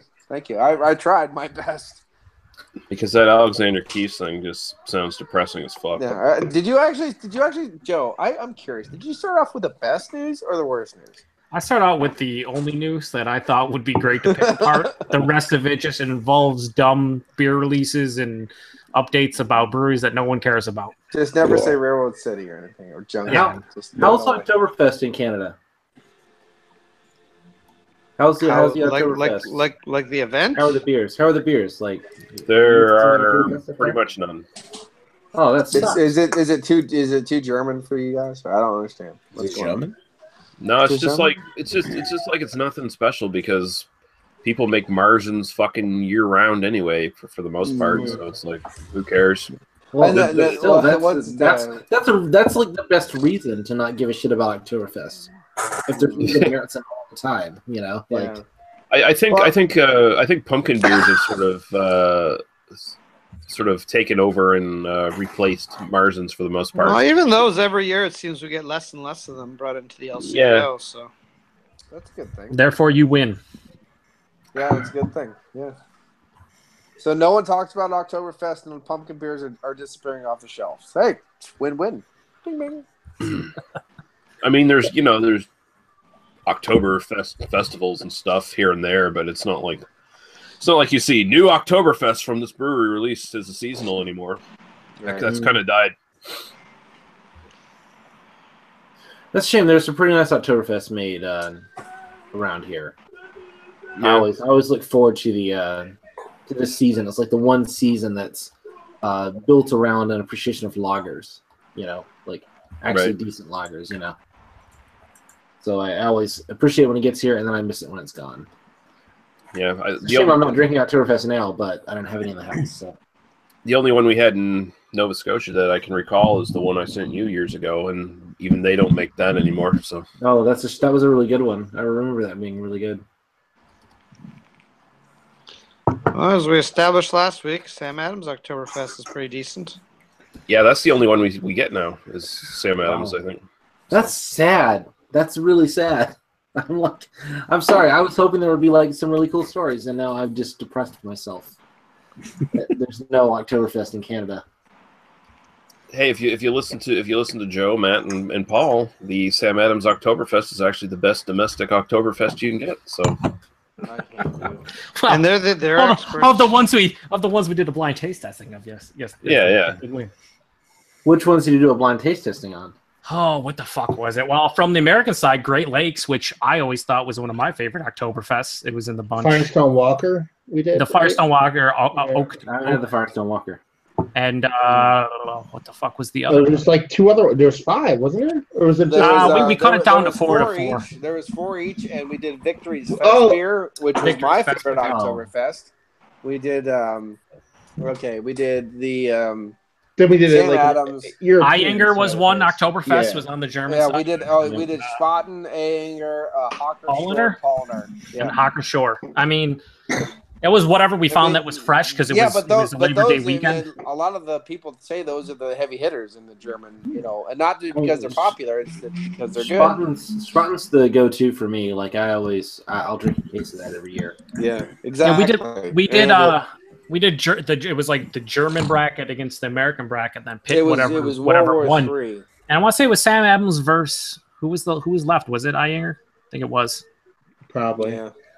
And Yeah, Sam I Adams won just on the blind take, and it was I was like, Sam we were all Adams won, surprised. and we were I would've not never- happy. I mean, like this was not a. Well, I wasn't not we did happy it. because that's the best I way to wasn't. fucking do a taste testing is blind. I'm like, Otherwise, we're not putting this shit online. Fuck yeah, it. he's like, I don't think we should put it on. I'm like, Just why delete not? the video. Delete the video. We're Maybe good. our palates are incredibly stupid, but you know, I'll tell you what though, like lately, local breweries. I'm not that I'm the biggest Marzen fan in the history of mankind, but there's been some local breweries been like doing fucking pretty tasty ones. Yeah. I don't know if it's I'm changing or it's just a matter of getting it that kind of unique local. You know what I mean? But the weirdest one was I ended up getting a better bottle of Schlafly's Oktoberfest. And you gotta say it right. Schlafly. And it was a year old. And it was fucking almost like an aged old ale light. It was fucking delicious. Wow. Like it was like I was like, this is gonna be funny. I'll review this because it's just almost a year to date Mars, and I'm like, yeah, whatever. I drank it. I was like, this is one of the best fucking beers I've ever had. It's like when you drink an old ale and you're like, I wish these were like 5% so I could drink like 9 of them. That's what it was like. That's what I was like. Yeah, that's pretty fucking awesome. You can still drink 9 of them. When I go in Pennsylvania, if I go traditional, because I've been buying some cases from these guys lately, it's Straub's. They've been doing some pretty good stuff off the cuff. That's pretty fucking awesome. It's not amazing, but it's traditional styles that you can drink a lot of. Locally to me, Berwick Brewing Company recently made. I had it a while ago, and I drank it, and it was pretty fucking awesome. Was their smoked Helles, and it reminded me just like Excellent Keller's smoked Helles lager. It's just that nice, solid, completely solid Helles, but that smoke rounds it up and gives it a character that you just want to keep drinking it. I was like, oh wow. Do you know what pisses me? Did you get that in bottle cans or did you go to the brewery? Brewery. You know what pisses me off about them is you go to the brewery and it's like, I'm like, it's nice to have beers, but you go to I've only been there twice in the past like year and a half, but every time I go, it's like, which one of our 28 beers do you want? You know what I mean? It's like, but they're all like, there's like 3 versions of each beer. You know what I mean? It's not like 28 different beers. It's like, we have 3 different Marzens and we have 3 different this and 3 different that. You know what I mean? Like, I don't know. It annoys me. Feels like craft breweries do Marzens better than a lot of the Germans do at this point. Like they make more authentic to the style than what you see, at the very least, widely available from Germany. That's exported or whatever. Well, a few years ago, they started literally dumbing down their recipes because I remember Weinstefan used to be my go-to, and then I bought it one year and it was just pale crap. I mean, they basically make Marzens like Helles's anymore. They just dumb it down. It's a slightly maltier Helles beer, and then I started looking into it. And it's like, no, like the German beer industry is basically, I mean, they've just turned Oktoberfest season into like, let's make shitty American lager, but we make it because Australians would drink it because it's full of Australians anymore. It's on the flip side of things, though, it's like every American like little brewery does it because for a couple of reasons. One, it's an easy beer, relatively easy beer to make. 2, it's a little easier to hide flaws in it. It's not like a Pilsner or Kolsch or whatever. There's like you can get a little away with it. 2, you can do the whole Oktoberfest thing where you can have wiener dog races and fucking pumpkin pie tosses and all that bullshit to where you get like the fringe crowd to come in and buy all your shit. So it's like, not that it's not a good beer, but there's also shit to it that they can sell and make a couple extra bucks. Because I hear general public people talk about Oktoberfest and they're like, oh, it's October 1st. They're like, time for Oktoberfest. It happened in September. Yeah, you fucker. You piece of shit. No, I like fall festivals. I mean, like, I'm big on fall festivals. So all the fall craziness that they put in there is great. I love that. That happened in September, Dick. It wasn't even on, autumn yet. You know what I mean? Like, what the fuck? It's just people that know what you're talking about. I get it. When I was in Germany, the beer that I drank all the time, it tasted better. It might be a mental thing. But I drank way more of it, felt fucking fine the next day. Drank 6 when I got back to America. It tasted okay, and I had 6 of them, and I was hungover like a motherfucker the next day. So I don't know. It was Warsteiner or Dunkel. I like Warsteiner. Oh, yeah. I haven't had Warsteiner in ages. And I drank gallons of it in Germany, and then when I got to back to the Americas, I drank 6 bottles of it and woke up with a massive hangover. I would believe that's a beer that actually is pretty solid, super fresh in country. Yeah, it was delicious. I would believe that. Yeah. But I remember that's one of those like early German beers because it was like one of the first German beers I got to have when I was in Alabama, and like one of the only things that was available that wasn't St. Pauli Girl, and that's it's been 10 years at least since I've had any Farsteiner. Yeah. I don't buy it. That was our party beer for a while. When I knew people would come over, like band members and stuff, and we'd have a good time and drink. Everybody wanted it too. We got everybody hooked on it. So like, oh, yeah, Vorsteiner? Of course. we're good. It was always the Dunkel though. We always got the dark one. Yeah, no, as you do. No, I went to the Czech Republic 7 years ago. I'm an old man. I spent a month there, and I drank so much Pilsner and then dark Pilsner. Mm. It was amazing, and having those beers in the Czech Republic is just an eye-opening experience. That was when I first got on YouTube, actually. No, compared to having them in the States, you can definitely. Well, I mean, it's just they actually have hops in them. Like whoa, I can actually taste shit in this. Yeah, wow, actually fresh Saaz hops in like a dark lager, like a black lager, essentially. It's one of my favorite like things to get to drink, and you can never find it anywhere around here. Right. Well, was it Susquehanna Brewing Company's Pils Noir? I drank a lot of that, and I thought that was the best beer they had because Susquehanna Brewing Company in general is a shit brewery, but they put a lot of money into being a shit brewery. They were trying to be little Yinling. But the Pils Noir, I always like that one. Got a couple comments on the dark pills on the chat here. Raining on Your Parade says KBS is better fresh. If the chocolate and coffee fades, it is not KBS. And he says death to pumpkin beers. And pumpkin beers are pretty good. There's just a lot of bad ones out there. Yeah, and in the basement, who's toiling away with Albino Rhino at that lame-ass taste testing thing, he says you guys are all gay and I love you. So there you go. That's why he loves us, because we're all gay and easy. Love you too, Sailor. Yep. This is the 2017 release, so this is a few months old. I found this. I used to have to go and like hunt this down, like a bottle or two at a time. I found like 4 4-packs on the shelf at a grocery store around the corner from me. Yeah. And I was like, it was like $22 a 4-pack, and I'm like, I can't buy all this. I just can't afford it. But I bought 2 of them. So I remember like $21 around here, something like that. I remember like 4 or 5 years ago where I was always hearing stories of people talking about KBS where a store would get a couple 4-packs and they'd be like either hoarding it or selling 1 bottle at a time of the 4-pack to people, Mm-hmm. Yeah, that's how my store used to do it. You can still get it around here on shelves in around my area. I bought it. I got 2. I think 2 more. And it comes out what? Out of the case I bought.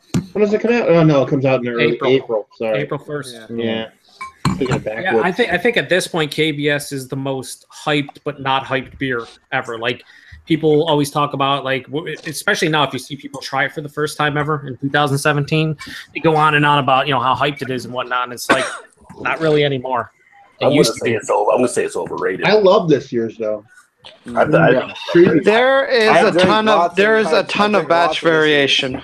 I've had some 10 out of 10s this year, and I've had some 7 out of 10 KBS this year, and supposedly it's the same batch. So what the hell? Well, they vastly increased their production once they did that deal with what is it, Alhambra? 25%, baby, yeah! Woo! There's nothing that would make me say to go buy it again. I bought a case of it, so I love it. Like, I thought it was delicious. I'm happy that it's, I don't want to say readily available, but I'm happy that it's much easier to access nowadays. It seems like the price point is creeped up, which is kind of bummer too. Doesn't it seem like the price point creeped up? Not see. I see in my area. I've been getting KBS since 2013, and it's always been priced somewhere around $22 to $28 a 4-pack. That's what it's always been. Single bottle is usually $7, so it actually seems a bit cheaper this year for me. Like it's 20. Like I think, like Daniel said, I think it was $22.99 here. So I was like, well, that's not too bad. See, I always thought it was like for like $17.99 a 4-pack, but then like secondary market was always crazy on it. So when they started releasing it the past year or two, they kind of met somewhere in between secondary market and like what they originally put out. I think it might vary. I think it's also one of those, like, for a while it was, if you could get it, it wasn't that badly priced. Well, around here it was $21.99. You could get it, you know, like. Whereas now it seems like it's much more widely available, but it's still more expensive. I don't know about you over there, Daniel, but around here the case was $21.99, the 4-pack, but the big bottle was $20. They were crazy. Listen, the 750. Did they do a big bottle? Yeah, they came out with 750s and 4-packs, and the 750s in my area was it. And this is what I don't get. Like, unless you want to collect the bottle, which I know there's some people out there that do like that. When you see a $22.99 4-pack next to a 750 that's $19.99, if you're gonna pick up that 750, I feel like I should bulldog you right on the fucking. It should be like a Judge Dredd moment. Like, okay, you're I am the law. You're dead. Yeah. Are you not strong at the maths? Like, just look at like the difference. Here we go. Unless somebody really just prefers the 750 size, I guess, but it doesn't make sense. I've never seen anyone. The thing is, that's totally. Are you trying to fuck the bottle? We talked about fat and first. You know, the opening of the bottle is the same size. It doesn't really matter what size the bottle is. That's just weird. Paul. No, fat and first. Fat and first. I saw a girl take a champagne bottle. It was beautiful. Oh, you mean you stick it in you? Oh, I get it. Yeah, you guys have a nice conversation going. How did I not know the conversation was going to start? I'm telling you what, it was great. I'm too vanilla for you guys. It was fun while it lasted. Enjoyed it. Did you just reference Vanilla Ice? Yes. Nick, I'm gonna have to ask you. Settle down, Joe. Also, I don't know if anything on your parade is still watching, but he is probably the worst viewer that you have ever had on this channel. Yeah. What are you talking about? No, Running on Your Parade, he's terrible. He's a terrible person. No, he's one of my best viewers. And that's why he's your worst. One of your only viewers. Yeah, well, that bakes in both your how many viewers do you have? That's besides the point. No, it's not beside the point. Let's stack up our fucking video view all counts right, here. Mr. Nick, I gotta age these Belgian quads by this furnace for a while and give them a taste. I do remember that. See, Nick has no idea what you're talking about, but you and I remember, Paul. I remember. Yeah, no. Rating on Your Parade's one of my best viewers. I don't know what the fuck you're talking. I don't know why you're channeling my inner Ewart. Come on, Leo. Come on. I have to. I don't know why you'd want to do that. Because Ewart's a great guy that doesn't live in Michigan, although he believes he does. Yeah, well, he's an old man. He's delusional. I've been American ever since I was born. Fuck you, old. I live in South Detroit. It's called Windsor, Ontario. Yeah. Dumbass. Oh, but what, Nick? We'll let you in on the joke because I don't think you ever figured it out. But there was a review that I believe it was Sith, Sean, right? I think you guys were doing Roche for 10. Oh, sure. Okay, yes. And you bring it out, and you guys are drinking. And you're like, I don't know if it's pretty good. I thought it was Bernardus 12, or maybe it was Bernardus App 12. It was one of the two. It was definitely. And Sean goes. He goes, do you think it could have anything to do with me aging it next to my furnace for like 3 years? Maybe. Is that the same house? I don't know. It's one of those. It was like one that aged so long it was like super boozy. Well, the best part about it was that was a legit question. That wasn't like a trolling or joking or sarcasm. It was, do you think it could have hurt it? No, totally. Everything's fine. We all age all of our beers next to our furnace. Of course, I age beers in my oven. We all know that. Well, to be fair, Ethan used to do it in the trunk of his car. So. Yeah.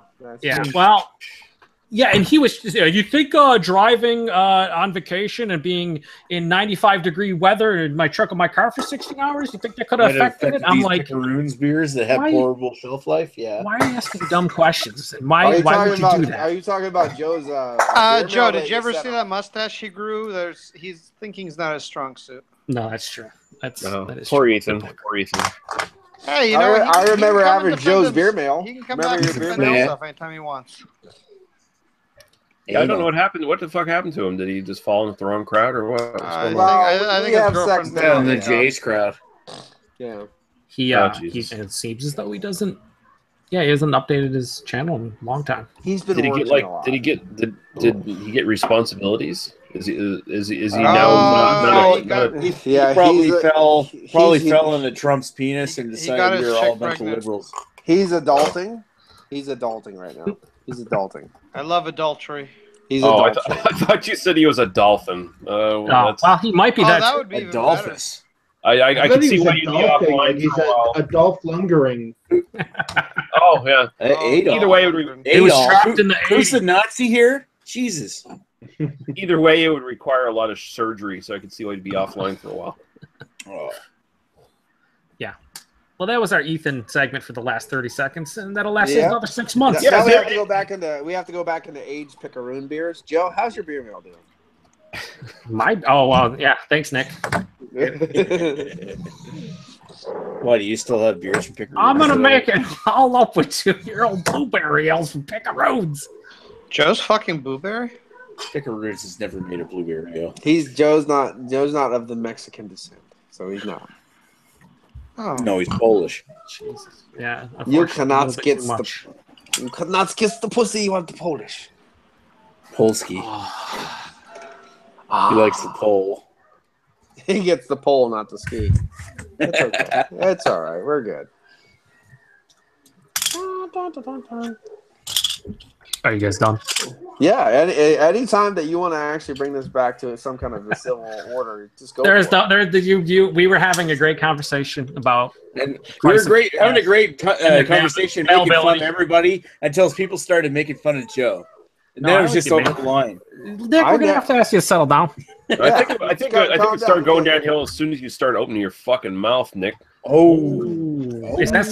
Maritimes are gonna fight. That's what I hear. Maritimers all day. It's gonna be the New Brunswick, Nova Scotia throwdown. Don't make me take my goddamn award-winning blueberries and shove them I'll up totally send you that peanut blueberry ale. It's gonna be New Brunswick blueberries against Nova Scotia blueberries. Well, it won't be much of a throwdown. It's gonna be that New Brunswick sucks. It's gonna be like Ric Flair versus Dusty Rhodes, baby. No, it'll be like when I beat you in the trivia challenge. Oh, when I beat you in the trivia challenge. No, when you lost after you cheated. I cheater. That sounds very Ric Flair of you. You cheater. Yeah. Cheat. Can't trust those New Brunswick scumbags. PEI. Whatever happened to the PEI brewery, the brew people? There's like 2 reviewers from over there. What happened to Don Rigg and his channel? What happened to him? He's a big brewer now. He's super brewer. I was just talking to Don a few minutes ago on Facebook.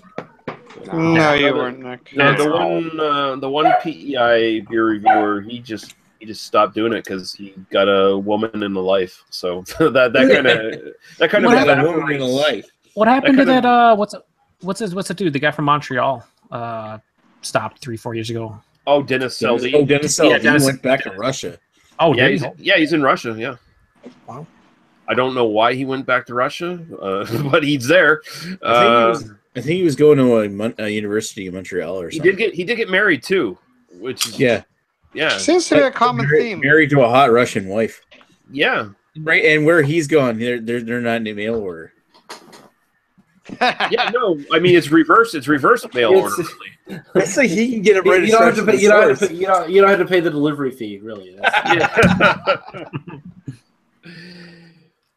No, but he's doing okay, and I don't know if you can actually do beer reviews in Russia anyway, without being like without getting like scooped up by the police or some shit. So, Baltic and I, best beer ever. That's in Soviet Russia, beer review you. Yeah, in Soviet Russia, Putin put you in jail for doing anything. Nickel Brooks Bolshevik bastard doesn't go over well there, I'd imagine. No, Probably not. The I mean, Kentucky they do have... in Kentucky, the bastard thing seems like a compliment. I mean, they do have Russian Imperial Stouts, and like isn't there a Baltica Russian Imperial Stout or something like that? That's of course. And it's all theirs is all Baltica, everything. Yeah, there's everything. But yeah, I don't know. I guess Dennis is doing pretty good for himself. He's got himself a hot wife, and he's doing something in Russia. So whatever. Was it a mail order wife, or did he actually like meet her? No, I think it was his actual just his girlfriend, from what I understand. That she was just over in Russia, and he went back over there and married her. So like she's having sex with him from out of choice, not just because she has to. Well, I like just the has to. Well, Dennis was a cute little kid, so I mean, you sexy probably bitch. You want to fuck him? Yeah, that's a weird thing to say, Lee. He was a cute. No, he looked kid. like one of the. He looked like one of the Beatles. Lee said he was a cute little kid. Yeah, he did have like a Beatlemania haircut, didn't he? Yeah, he had like a Paul McCartney thing going on. So Lee, none of us are saying you're definitely a pedophile, but it's certainly not helping. Hey, cute little kid. Hey, Jew. What? Did you just do that? Stop it, man. Knock it off. I don't know what the hell's going on. I blame Nick. Did you just say, hey, Jew? Yeah, He totally said, hey, Jew. He did not say, hey, Jew. He did. That's right. Blame me. I'm not the hero that BeerTube needs. I'm the one that deserves. Wow. Yeah, that's true. Yeah. Nick, it just feels like you have this like inner monologue going on that no one else ever wants to hear or gives a shit about. So you should just shut up. And not Nick, if you were a superhero, would you be called the Tentacle? No, the testicle.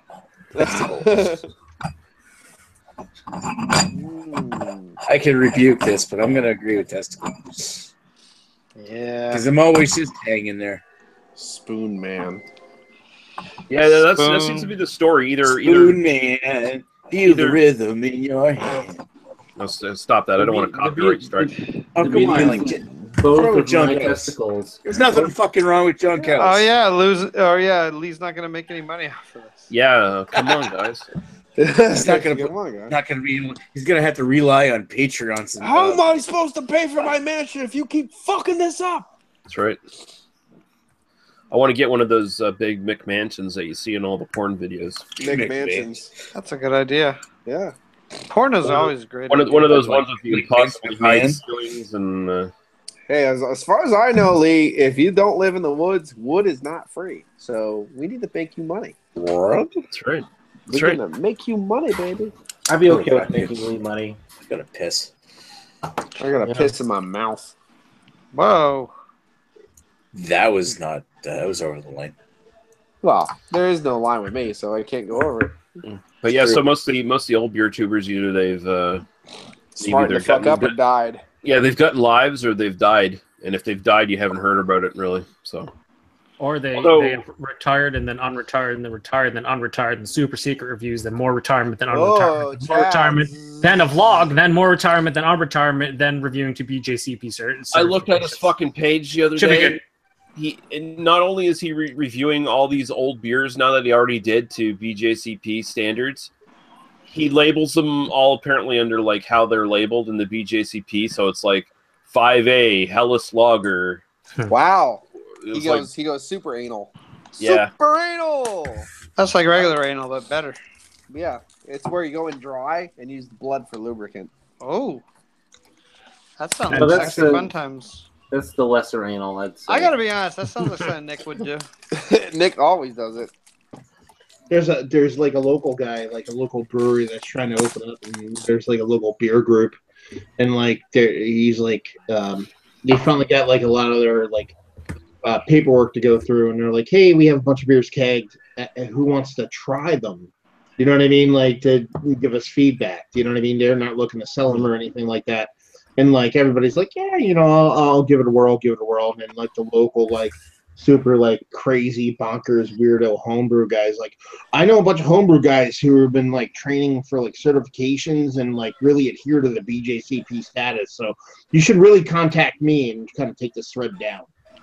You know what I mean? Like it's just like okay, just mute because that. You know that's what we're looking. That's what we're looking to do. Yeah. Guys, like I'm looking to appeal to what tastes good, and this guy's like, oh no. Are they going to bring their own scorecards and pencils along with them, or what's up? It's like they have several certs in their practice. This is only slightly more relevant to me than if you were a camera member. That's yeah. It's so this is their business plan apparently. How did you know? It's within our business plan. Yes, we only want to sell beer to 3 people. That's all we want to do. Yeah. It tastes like shit, but it's the style. Hey, hey, we all know Coors Light and Budweiser sell well because they adhere to styles so well. Oh, fucking BJCP market share right there. Jesus Christ. It's nice. It's just unbelievable. See a lot of that. I mean, it's like I get BJCP, I get what it's used for, and I understand, and there's nothing wrong with it as using it as a resource and learning styles and stuff, but there are a lot of people out there that just take it to a whole nother level. It's like you see people that review beer on YouTube, aka beer tubers, and they'll review it, and there'll be some people that'll just message, be like, nope, you gotta do the style, you gotta do the BJCP. It's like, so you're telling me I just can't open a beer and give you my thoughts on it and just leave it at that? No, that's wrong. You're reviewing 37A, and this is what it says. It's like, yeah, but I don't care. I'm just telling you what I think about it. There's a flip side of that, though, and I've talked about it a couple times, that, like, there's brewers that are like, oh, man, come down and taste my Kolsch. It'll be the best Kolsch you ever had.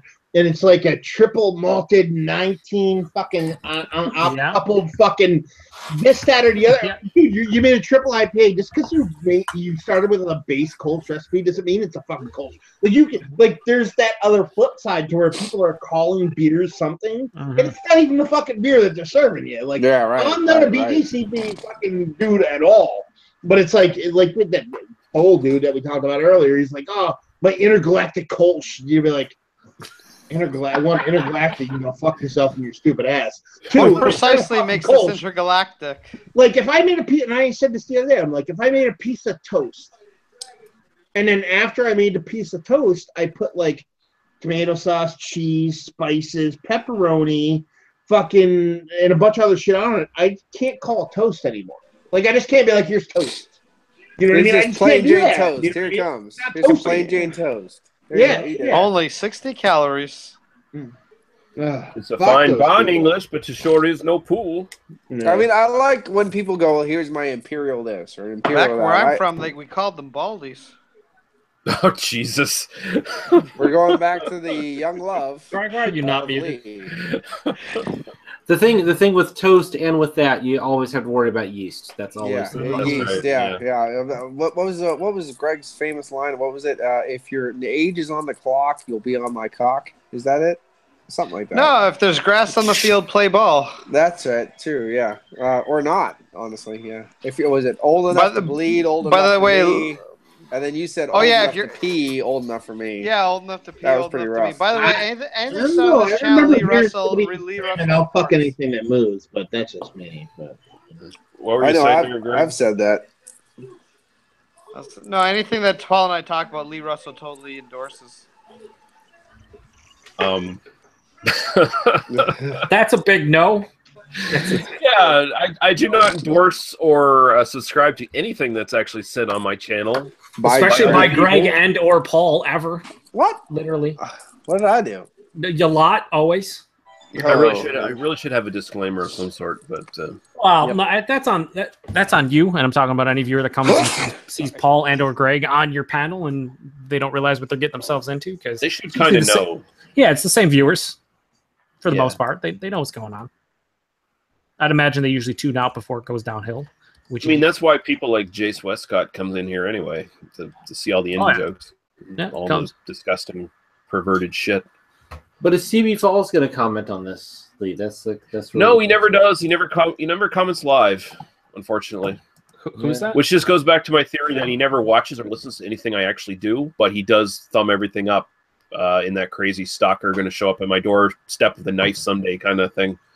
Oh, I know. Well, you know how you're gonna die, and that's a comforting thought. It's got to be, some little kid from some other place who thumbs all my stuff up. He's gonna murder me someday. If a big. It turns out he's really 12, but the day he turns 18, he's gonna come. Do you ever have any constant trolls that you know by name? No, I don't get trolls anymore. I'm not that popular anymore. Good. Other than Jordan, but he's a pussy. He'll fucking unblock me for 3 seconds to leave a comment, and then he'll block me again. I know Hammerhead Beer Reviews. He has very specific trolls that he knows by name. Oh, yeah. Yeah. And they have like 5 different accounts each, so he gets like 10 thumbs down on every video, but it's all the same people. It's just with fake accounts. It's kind of funny. Wait, who's that? Hammerhead Beer Reviews. It's really funny that people have that much time to waste on stuff they don't like. Yeah. I've never really gotten trolls that, you know, are like always trolling me all the time. Like, right. For the most part, they'll leave every time someone would leave like a sort of a troll comment or whatever, I would just engage them for like 2 or 3 comments, and then they would just leave because they weren't actually expecting a response. Oh, you lost. Bye-bye. Like I always found it was mostly Europeans too. There's just I don't know. There must be some sort of cultural disconnect. Well, Europeans are pieces of shit. Well, you mean white people? I got it. You got it. Goddamn fucking white people and their white fucking faces. There seems to be some weird disconnect, especially from the Eastern Bloc European countries, where they're all fucked up. There's some sort of cultural thing, I guess, where it's okay to insult you terribly, and then when you insult them back, all of a sudden they try to talk to you like a normal human being. Well, you have to get on their level. It's like, okay, no, this guy's okay. Now I can talk to you. It's one of those, like, piece of fucking garbage. No, fuck you, you cunt. Okay, we can talk now. It's like you get some guy named like fucking Dimitrios Toscalia. Demetrius Slavicek, and he'll leave some fucking comment like, fuck you, you American piece of shit, you don't know anything about beer, you fucking suck, you're garbage, blah blah blah, and then I'll like come back with a logical, reasonable comment like, you're wrong about this, you're wrong about that. Oh, hey man, it's cool. Let's talk about beer. It's like, no, fuck you. Yeah, I know. There was a guy from Finland I talked to for a while from Arsonist Lodge, and it was a band, and he did a lot of stuff like that. He would just like, for other people, would be like, I fuck you, you're a piece of shit, I hope you die. And then if you talk to him back like that, like he'd be like, well, so what's your new album gonna be like? It's like, it's weird. Like they just I know exactly what you're talking about. I've had to deal with it for a while, but he's all right. I get really shitty comments on my Bud Light Clamato Michelada videos. Oh yeah, still to this day. To this day, I'm still glad that you have one. 5 years later, I still get comments on that shit. I like look at it and then just like don't. It doesn't matter. What type of comments? What type of troll comments? They always think I'm a terrible person. I think your beard is sexy. Like, I don't get it. Or they'll make fun of my beard. I like your beard, but you're a piece of shit. No. It's always like, fuck you and your beard. You don't understand. Have you ever considered beard bubbles? Yeah. You don't get the style. This is what it's supposed to be. You don't understand. It's not even that. It's literally just like I imagine it's like dudes who get drunk and then get on YouTube and are like, oh, I'm drinking the Chelada bullshit. What does YouTube have to say? And then they find my video, and then when I say like not nice things about it, then they just lash out in anger. That's the entire experience. Cat fight. Yes. Sounds like to me. My favorite comment was still on my Lowenbrow video. I had this Germanic guy come up and start, and I gave Lowenbrow a decent review too. That's the weird thing. Like I said, it's all right. This is pretty good. And then he just went on this long spiel about how I was a know-nothing like American who didn't know anything about beer. You're not American, so what does he know? Yeah, and how Lowenbrow is like the superior beer. It's like the superior beer made from superior traditions and all this other shit, and it's like the best beer ever. And I was like, yeah, that kind of attitude lost you 2 world wars. Oh, no, Jesus! I got that kind of reaction on my old Schooner review. Somebody goes, "You don't know your beer, buddy." I didn't even hate the beer. I gave it like 2.5 out of 5. I said it wasn't pretty correct though. Great, but it's just like, holy shit! I don't know my beer. How about you watch some of the other reviews I've got? I used to get that on probably enough. I used to get that on some of my Alexander Keith's reviews. You get the typical Nova Scotian pride thing where it's like, you're not a real Nova Scotian if you don't like this beer. Yeah, fuck that. Fuck your ass. I always say, like, you see a lot of commenters that they'll say something like, you know what you're talking about. You shouldn't be just like, why? Because I'm in front of a camera, like my opinion should, like I'm some special person. I'm recording and telling you what I think about the beer. They make it think like you're some fucking master cicerone that knows everything. It's like they come there and they treat you like that, and it's like, what the? I don't know what you're looking for, but this isn't it. Get the fuck off my videos. Seriously. Mm-hmm. It's Chicharoni, by the way. It's do you know Cicerelli? Rice-a-roni? Cicerelli. It is the San Francisco treat. Don't get Paul started on San Francisco. It's not the greatest of the San Francisco treats, but it's one of the San Francisco treats. It is. Somebody just fart. Yes. In a matter of seconds, we reference Cicerone, Dino Cicerelli, and Rice-a-roni. I like it. I think you can end it now, Lee. We're done. I do enjoy some good rimming. So. In the basement, in the comments says, "Where's your channel, Joe?" Where's your channel? On the 10th floor? Shut your mouth. He needs to change his name. He hasn't changed his name on YouTube yet. No, he hasn't. Because him and Jamie have the little rivalry going. They'll lose that once he changes his name to whatever. He should just change it. He should just change his name to Better Than the Basement. Oh, more accurately, is way worse than the other basement. Yeah, I was gonna say Jamie's pretty good with the Photoshop. Yeah, Photoshop. He doesn't Photoshop. He Photoshops. He could Photoshop a small dick onto Nick. He what? Chop top. He could Photoshop a small dick onto Nick. What? I feel like Why? there's a joke. You keep fucking bringing up my penis. All right. Yeah. There's a lot of terrible injuries. No. I feel like photoshopping a small dick. It's like who's small and a dick, you know? Like, oh, he photoshopped Warwick Davis onto Nick. You know? Like, I feel like that's but I don't think Warwick Davis is really a dick, right? Like, Warwick I feel was like really nice when I met him. Yeah. He was really I feel nice like he's a pretty decent guy, really. You know? Now we need that to happen. We need Jamie maybe Photoshop Warwick Davis right on.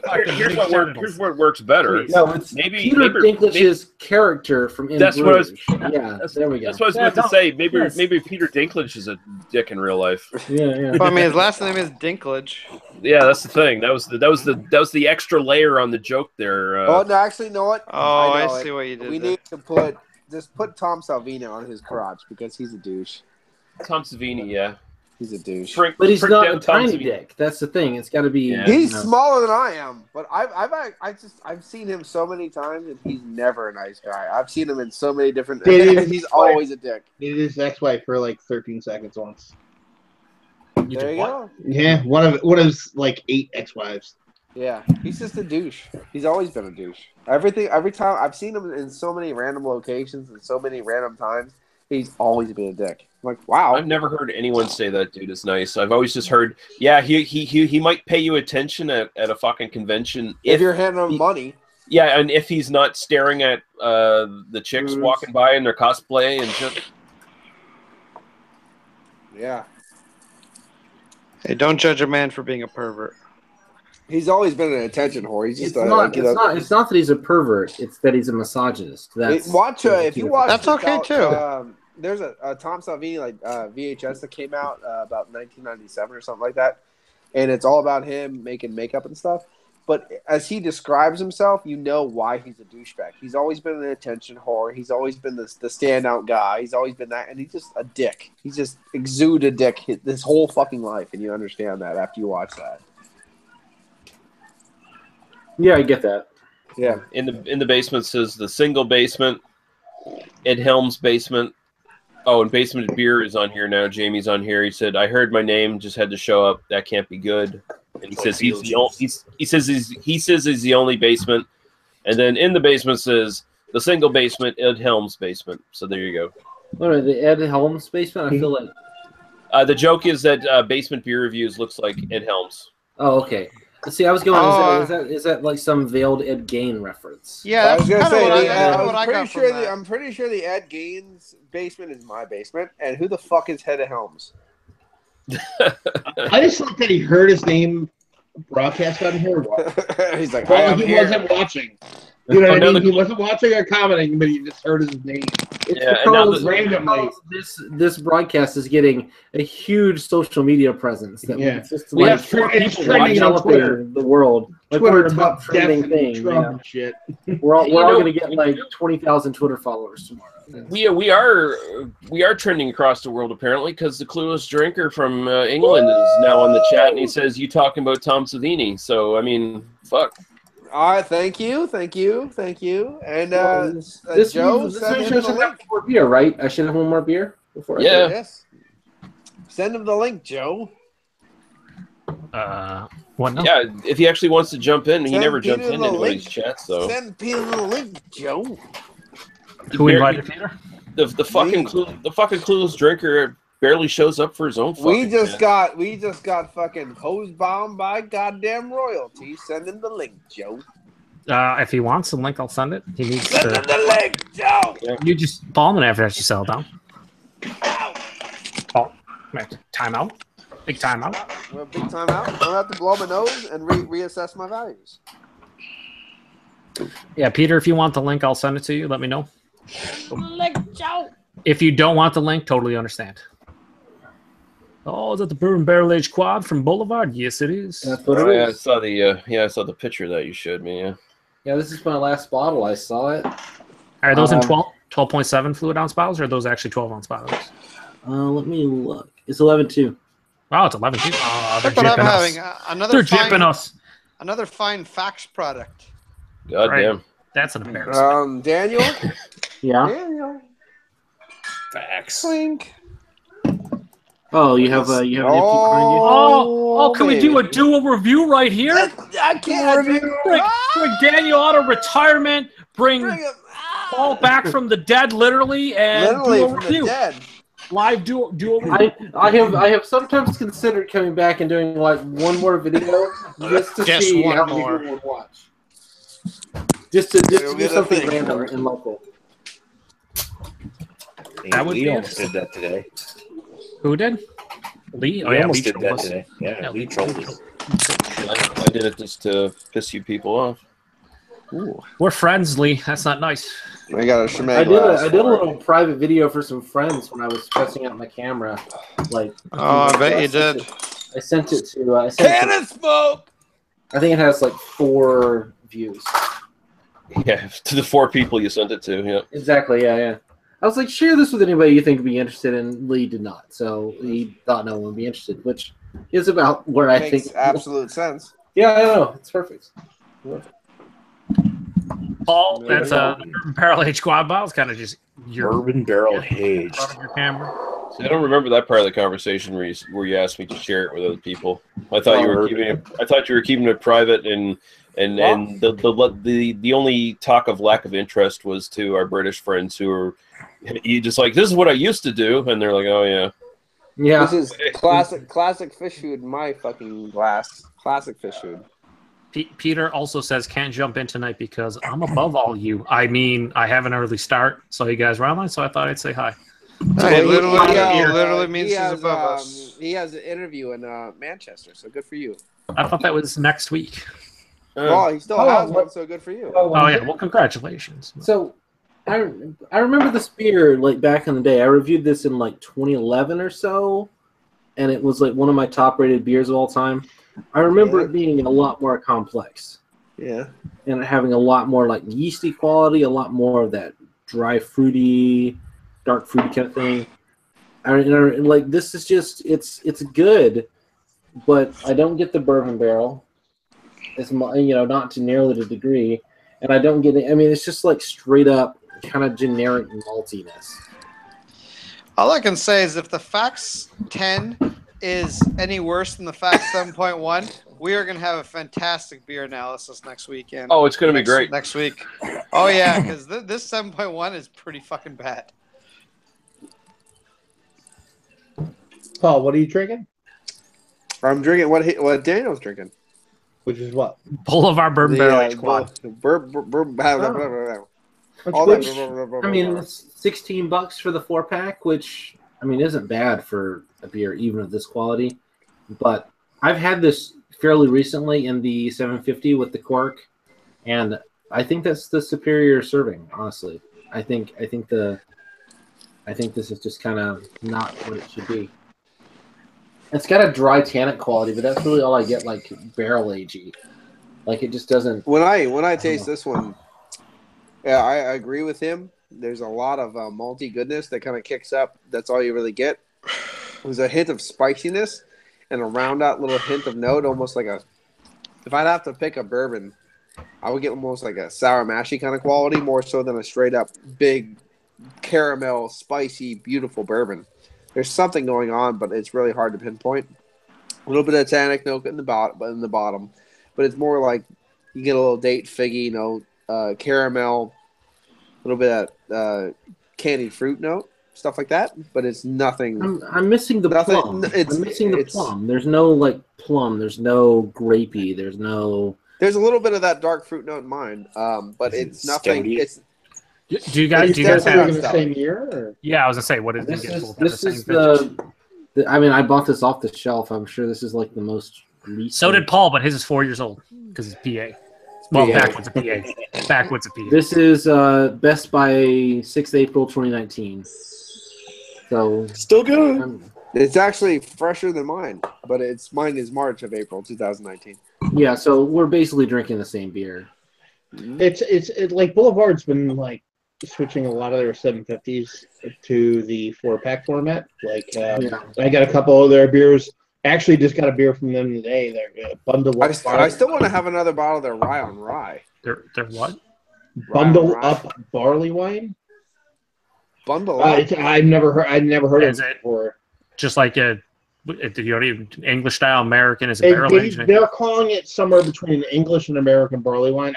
I just got a bottle of it today. No, so it's a slightly hoppy malt bottle. Yeah, All right, that's what are you gonna go with? Nah, maybe American, maybe English. Nah. Is that a newer bottle or is it an older bottle? Brass taxes doesn't matter if it's good or not. You know what I mean? It doesn't fucking matter. But halfway between American, they should just call it Icelandic barley wine. They're English. It's an English barley wine.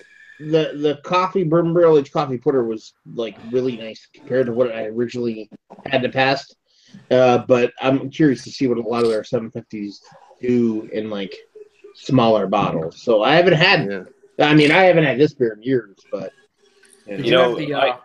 Icelandic barley wine. If they could make that an official, make that an official style and make it be called a Bjork.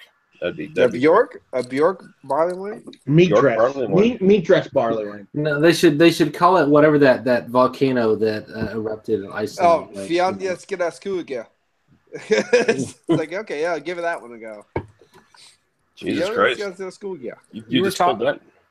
You're talking about rye on rye, Paul. Did you, Matt, and you guys either try the rye on rye, the new one? No. The triple rye on rye, more rye. Last time I heard about it was the bottle that you had.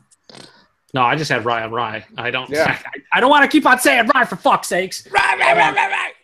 Yeah, no, they came out with a rye on rye, and I saw it, but I didn't pick it up locally. I was just curious if anyone tried it. So. No. Even I don't know what you're talking about, but the Boulevard beers have always done better, like age on them. You know what I mean? Yeah. From the coffee stouts to the matinees. Yeah, just lay it down for 23 years. No big deal.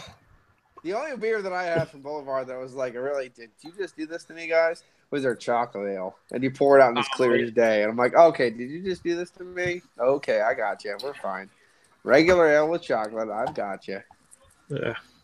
Yeah. Took my hopes down a little bit when I poured it, but I got you. It's okay. You little fuckers. Whoa. We only started getting Boulevard here after I stopped doing reviews. Like, it was amazing. Like, suddenly, like, Tank 7 was here. I was like, I could just buy Tank 7 whenever. Like, that used to be something I had to, like, No, I hate Tank 7. Yeah, actively search out. Yeah. Yeah, I mean, like, I could get, like, a bunch of their stuff, like what is it, Saison Brett? Mm-hmm.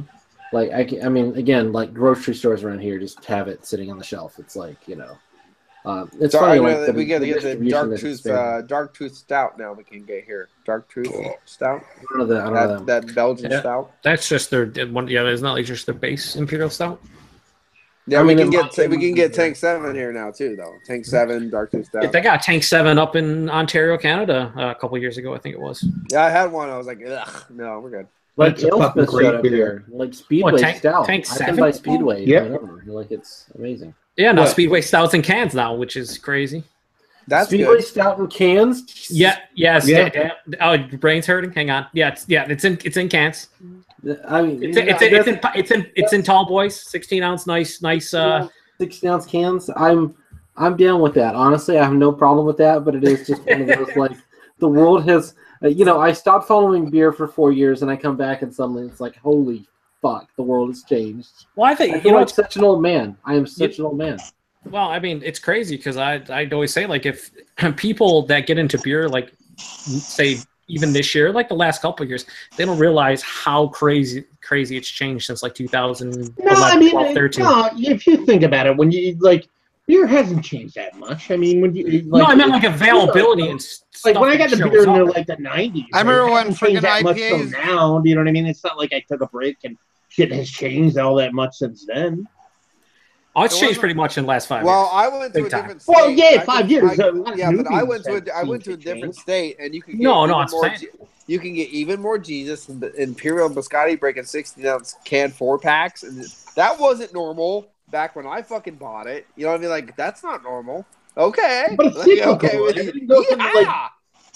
Like, you know what I mean? Like, it goes from one end to the other, back to the other. You know what I mean? From the beginning to the end, it doesn't fucking change. Or like from like what people are talking about, beers in cans or bottles, that doesn't fucking make all that much of a difference unless you're fucking like putting shit in fucking, you know what I mean, out in the sun to let people get exposed to it. So to be like beer is like that markedly different, aside from the way hops are being played and the way barrels are being played, is just fucking weird. I'm just saying from like an availability standpoint and the sheer amount, it's changed infinitely in the last 5 years. To be able to walk into popularity has changed. Well, the popularity has changed. It has, but I mean, what I'm saying is back in 2011 and 12, if you were to walk somewhere in the East Coast to a beer store and see Speedway Stout in a 750, it was a specialty. It was something that was just unbelievably rare, or if it wasn't rare, it would be gone, and it just something was like, holy shit, I can't believe it. And now it's in cans, and you can walk in and buy whatever the fuck you want. You find I went to the same place that I used to go to get speed. They didn't have that there at the time, but the same place, Speedway Stout. I went to the same place. Now they're shelf turns. Now they have dust all over. But what Joe's saying is it's rare. It's not rare. It's just that it's more available because can go into your boutique. Changed. But no, what I'm saying to Joe is you can go into your boutique shop back then and always get Speedway if you really want it. If you're like, hey man, I want to have Speedway, could you have it? And he could get that for you regularly. Now that beer's exploded and there's a bunch of like newbies who's gotten a beer in the past like 10, 15 years, you know what I mean? You could just get beer, you know what I mean? Like readily available. So now Speedway is readily available at more places. It's not more readily available. It's more readily available at more places. Well, up until X amount of years ago, like Al Smith didn't distribute to New York State, so we weren't getting Speedway Stout. Yeah, so that's at all. That's still a big change. What I'm saying, that's a big change. What I'm saying is the change in 5 years of the availability, distribution, the popularity. What I'm saying is if you weren't back in 2000, the late, like say 09 to 12 at all, and you saw how far it's come from an availability standpoint, from the sheer amount of breweries available across the world, and just how awesome it is to be able to walk in and have thousands of beers available wherever you go, people would not believe what you would tell them even 5 years ago. How the market not was. Arguing. Yeah, that. but that's what I'm saying. It's just when I say it's changed, it's changed like.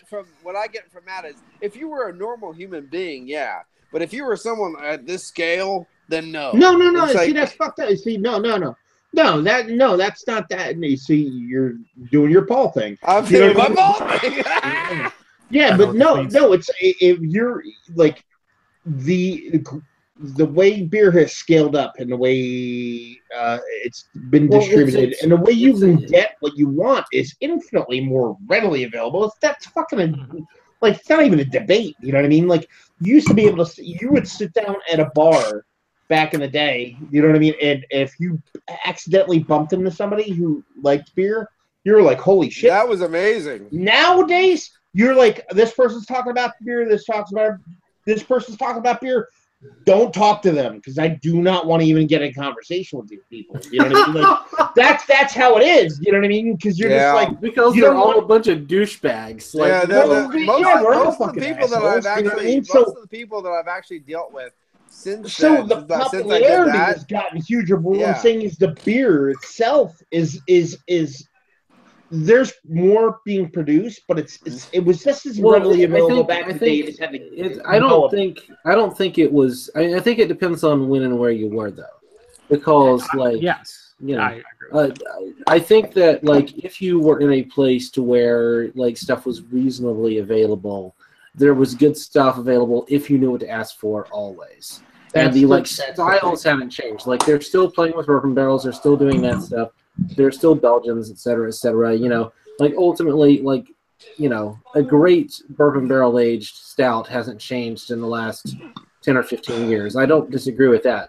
But the culture around that has gone through several iterations since. There's more bourbon barrel aged. So basically, I'm agreeing with both of you guys. I mean, I'm saying like I think I agree with both of you, but I think that you know it's just regardless of what you agree with, but it's like it's more like with both of us. Well, but that's the thing, though. It's beer. Like if this beer is available back in the day, if you wanted to get it, you can get it. That's my point. If you wanted to get that beer you're talking about right now. If you wanted to get it, you could get. You have the money. If you have the money and the access. Yeah, and if you have the means, yes. But that's true for any commodity in the world. You have the money and the access. Who here? But money. But back in the day, Speedway was something I had to trade for and can maybe get like once a year if I paid a bottle price plus shipping costs to a buddy of mine in San Diego. And now it's like $10.99 on clearance on a shelf at a grocery store. and that's a different world. Like that's not the same thing, you know? Like and another it's a thing I can hypothetically get it is not the same thing as saying like it's now way more available by like I hate to use this generic reference, but I will use it.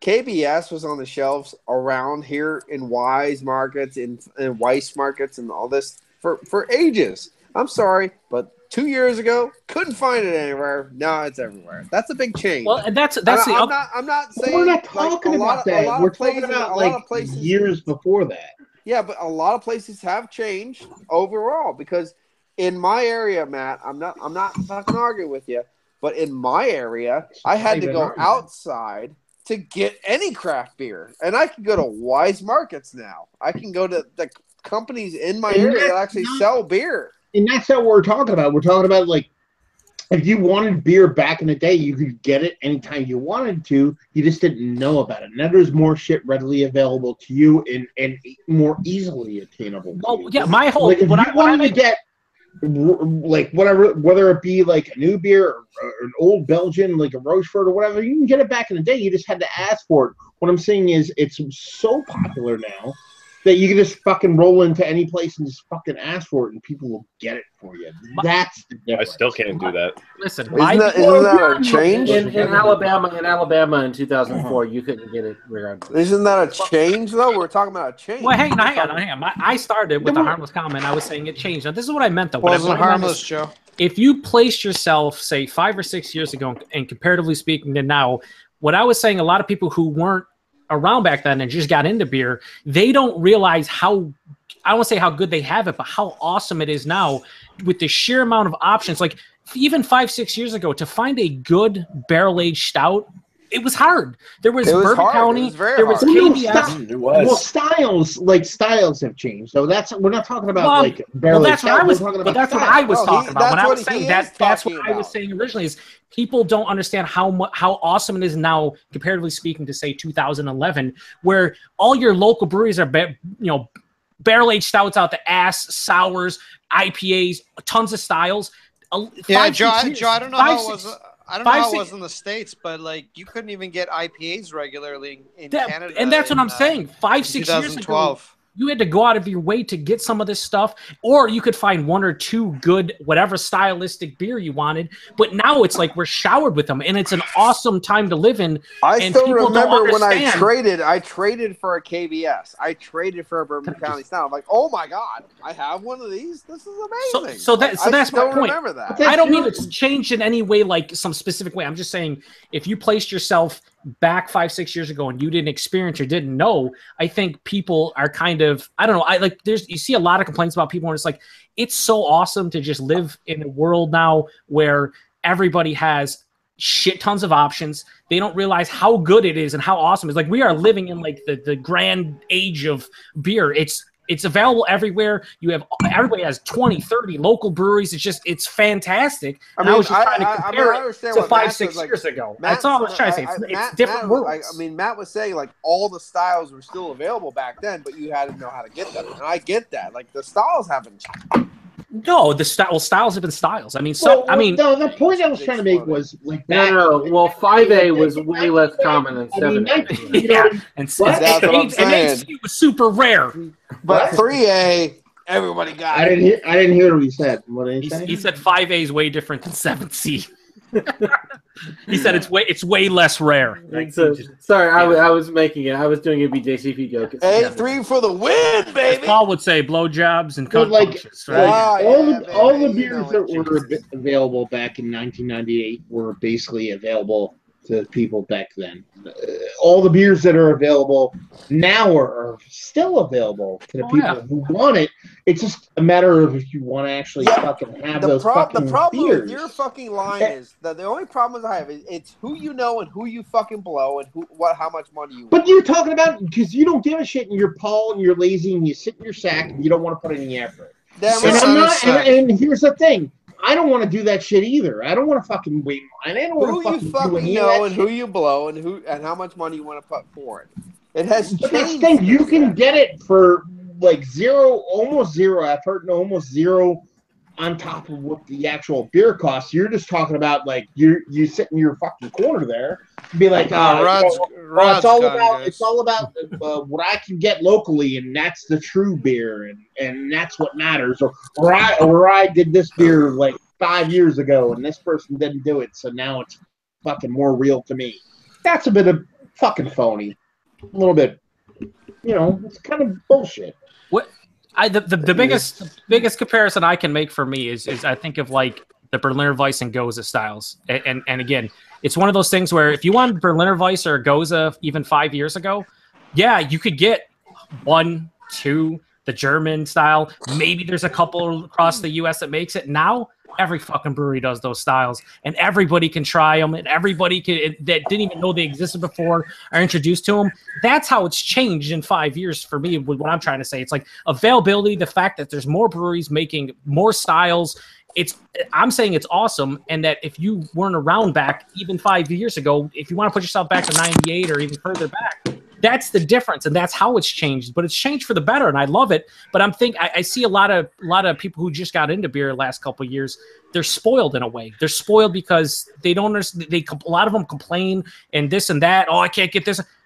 It's awesome. Just because you can't get the super rare stuff, like you say, Matt, you can get it if you put in effort. But not even effort. Put your back. I got out of the beer scene because it got to where anything anybody was ever talking about was the super rare shit, and that was the way you like maintained your like street cred and and it wasn't about knowing things or understanding the styles or being able to appreciate everything. It was just like, have you had the weirdest like bourbon barrel quad from some no name somewhere? I don't know, like it. Like, something you were advised. But that's just even bullshit on top of it. You know what I mean? Like there's a classist argument that I would make here, right? No, exactly. There's a classist. Yeah, go ahead. I mean, I'm not. I mean, like, look, I'm not trying to be disingenuous. I'm not trying to like challenge you here. I mean, I understand what you're saying. Is like, if you were in the right place in the right time and you knew the right people, you could still get stuff, and the like styles haven't changed.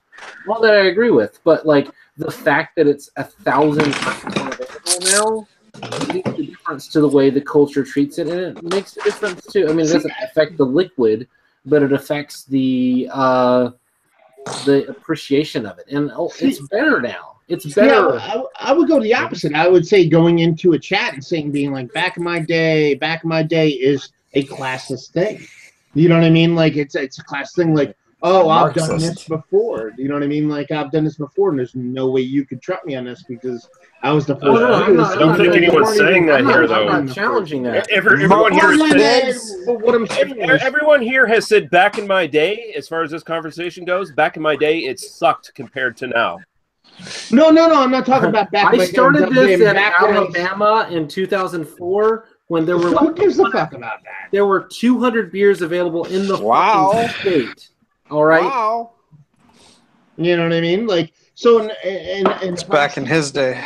You know what I mean? Like it doesn't mean bullshit. You know what I mean? Like Well, what are you trying to say? I mean, like put it in a sentence. Like what? Well, you're trying to argue the fact that like beer's bullshit nowadays. You're sitting here. No, I'm not saying that. You are. You're sitting here going and be like, shit's trite and everything's kind of weird. And I don't really care about it because everything's any of that. Whatever. And I have a KBS, and it's like he didn't fucking say any of that.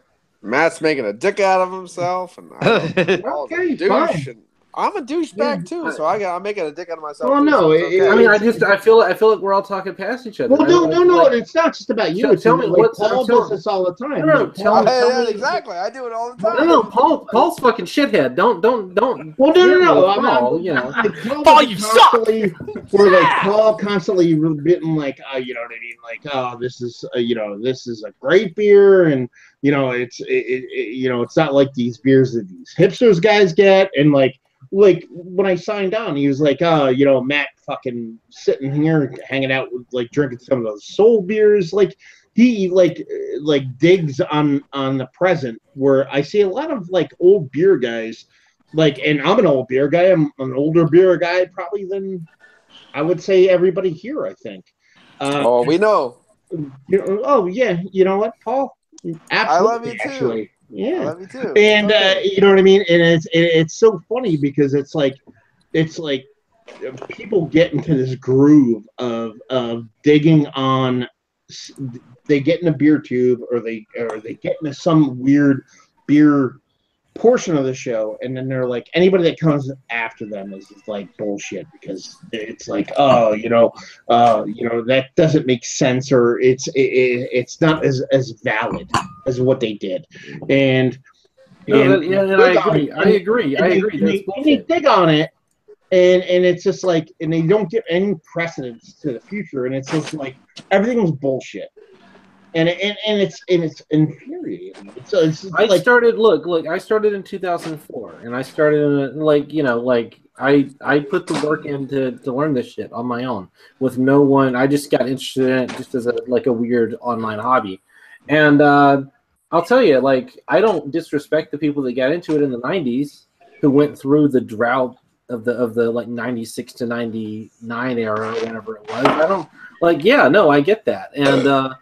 I did this for a living for 5 years. I mean, I used to sell beer, and I would have these guys come in, and they were, I was 30 or 31 or whatever, and I was like, yeah, like, we're into this now. We're into this, like, whatever the new style was, and they were like, yeah. But stop it, I'm trying to argue. You just named a bunch of dates. You basically you're talking about, like, I got into it here, there, and then, like, you're actually doing this thing, and I'm not trying to dismiss what you're saying or promote it either way, but you're like, I got into it at this date and I did these things at this date. Why do you think the dates validate you? I don't think the dates validate me. I was trying. But you keep bringing them up. No. Well, I'm bringing them up. You keep trying to put an argument in his mouth. Whoa! I gotta go. Yeah, but you could be like, I'm not. Look. The point I'm trying to make is that, there's a material history. We all came in at a particular time and place, and that affects the kind of experience we've had of the community. But that doesn't affect like the overall validity of our opinions or our perspective. I mean, look, none of this shit matters. This is just beer. It matters just a right liquid now. in a glass. It matters a lot. Yep. I'm just gonna drink and this My beer. Little Pony. it's something Watch that this. like I love and I put a lot of hours into, and I'm very happy to have, and I'm happy to like the friends I've made through it. It's all amazing, but at the same time, like, I would never like. I mean, this gets really complicated because I think there is a classist thing that comes about it, and there's a lot of that kind of shit that's kind of gone on in the community, and there's a lot of douchebags like that do this, and I've been that guy in the past, and I'm trying not to be that guy, and I'm not trying to say, look, I've been doing this for 13 years, therefore I'm better. That's the point. That's the point I'm trying to like. The point of the argue, but actually talk about like there's so many people that place a time frame on their things, and it makes no sense to me. The reason I was bringing up the guys who came like a generation before me, who had gone through that, is I would see them in the store and they'd say, "Oh yeah, I just miss those like amber ales I used to get like 1997." And that's the thing that I fell in love with, and that's the like, I just want to drink that all the time. And at the time, I didn't necessarily get that because it's like, no, you got to get the hottest thing, the like crazy new the double IPAs and the sours and the bourbon barrel beers. And now, like, look, I drink Founder Centennial. I drink these cans. These are $15.99 for 15. Sounds like you got caught up in But that's also this is my day-to-day beer. I became those old guys. Got caught up in the bullshit. I'm happy. But that's that. But that's the thing I'm also trying to figure out now is that like a lot of those old guys end up being like, I don't want to be in that world, whatever that world is. You know what I mean? Into beer, and then they go into the the Mosaic Promise, the Centennial world, and be like, okay, this is now, I'm way past you guys. I just understand that this is just pure. You know what I mean? This is what I understand, and I get it. Do you know what I mean? I get it. I've been there and back and forth 1,000 times. You know what I mean? So like, it's like, it seems like there's this weird kind of like I don't know. They want to be self-important, but they're also don't give a shit. But at the same time, they're kind of jaded about being like, I want to be in a beer thing. I want to do the beer thing, but at the same time, I don't want to put in the effort or don't want to even be involved in it. So now I'll just be like, oh, this pale ale is the best pale ale I've ever had. It's kind of like how brewers do now. They're like, brewers are like, Kolsch's and Pilsners are the best. I love fucking Kolsch's and Pilsners. They're fucking fantastic and they're all right. But to just hammer on them like that, it's like, it's almost like, I don't know, man. It's sad in a way. And it's kind of like, a really weak argument for people that are trying to still cling to a world they want to be in. Well, I feel like anytime you're either trying to do the argument from like the old is better or the new is better, you're automatically doing like the sort of neither argument is valid, right? Someone lead us to the promised land. Somebody, please lead us. And that's or the bleed point us. I'm trying to get to, which is basically both ends are odd, and I don't understand where they're coming from. And for me, I'm like, I don't know why we're. I mean, I legitimately, and I'm not trying to disrespect. I don't understand what we're arguing. I don't know who any of these people are that you're talking about because I don't associate with any of them. Arrogance and alcoholism. We're gonna have to get My Little Pony out of the way. I'm not doing it. I'm not Paul, doing it. I think the biggest question on people's minds is, Paul, did you cut a dick hole in the back of that pony? I fuck it regularly. Nick, I'm gonna have to ask you to stop The honest answer is yes. He fucked his way. The funny part is there's a great conversation here. He fucked his way to the top of beer too. Please let Matt and Daniel finish. Thank you. And mute Paul because he doesn't know. He wants him to climax. It's My Little Pony. Just let Matt and Daniel finish. I'm listening. I'm involved. And the argument is not even an argument. The discussion is what I'm trying to get to. Is it was an argument for a while. There's I mean, it's all bullshit, like you said. You know what I mean? There's people that are like. I'm sorry, Matt. Sorry. How do I mute Paul? I'm listening. No, I'm listening. Sorry, Matt. No, I'm listening. Go ahead. So, like, you know what I mean? Like, if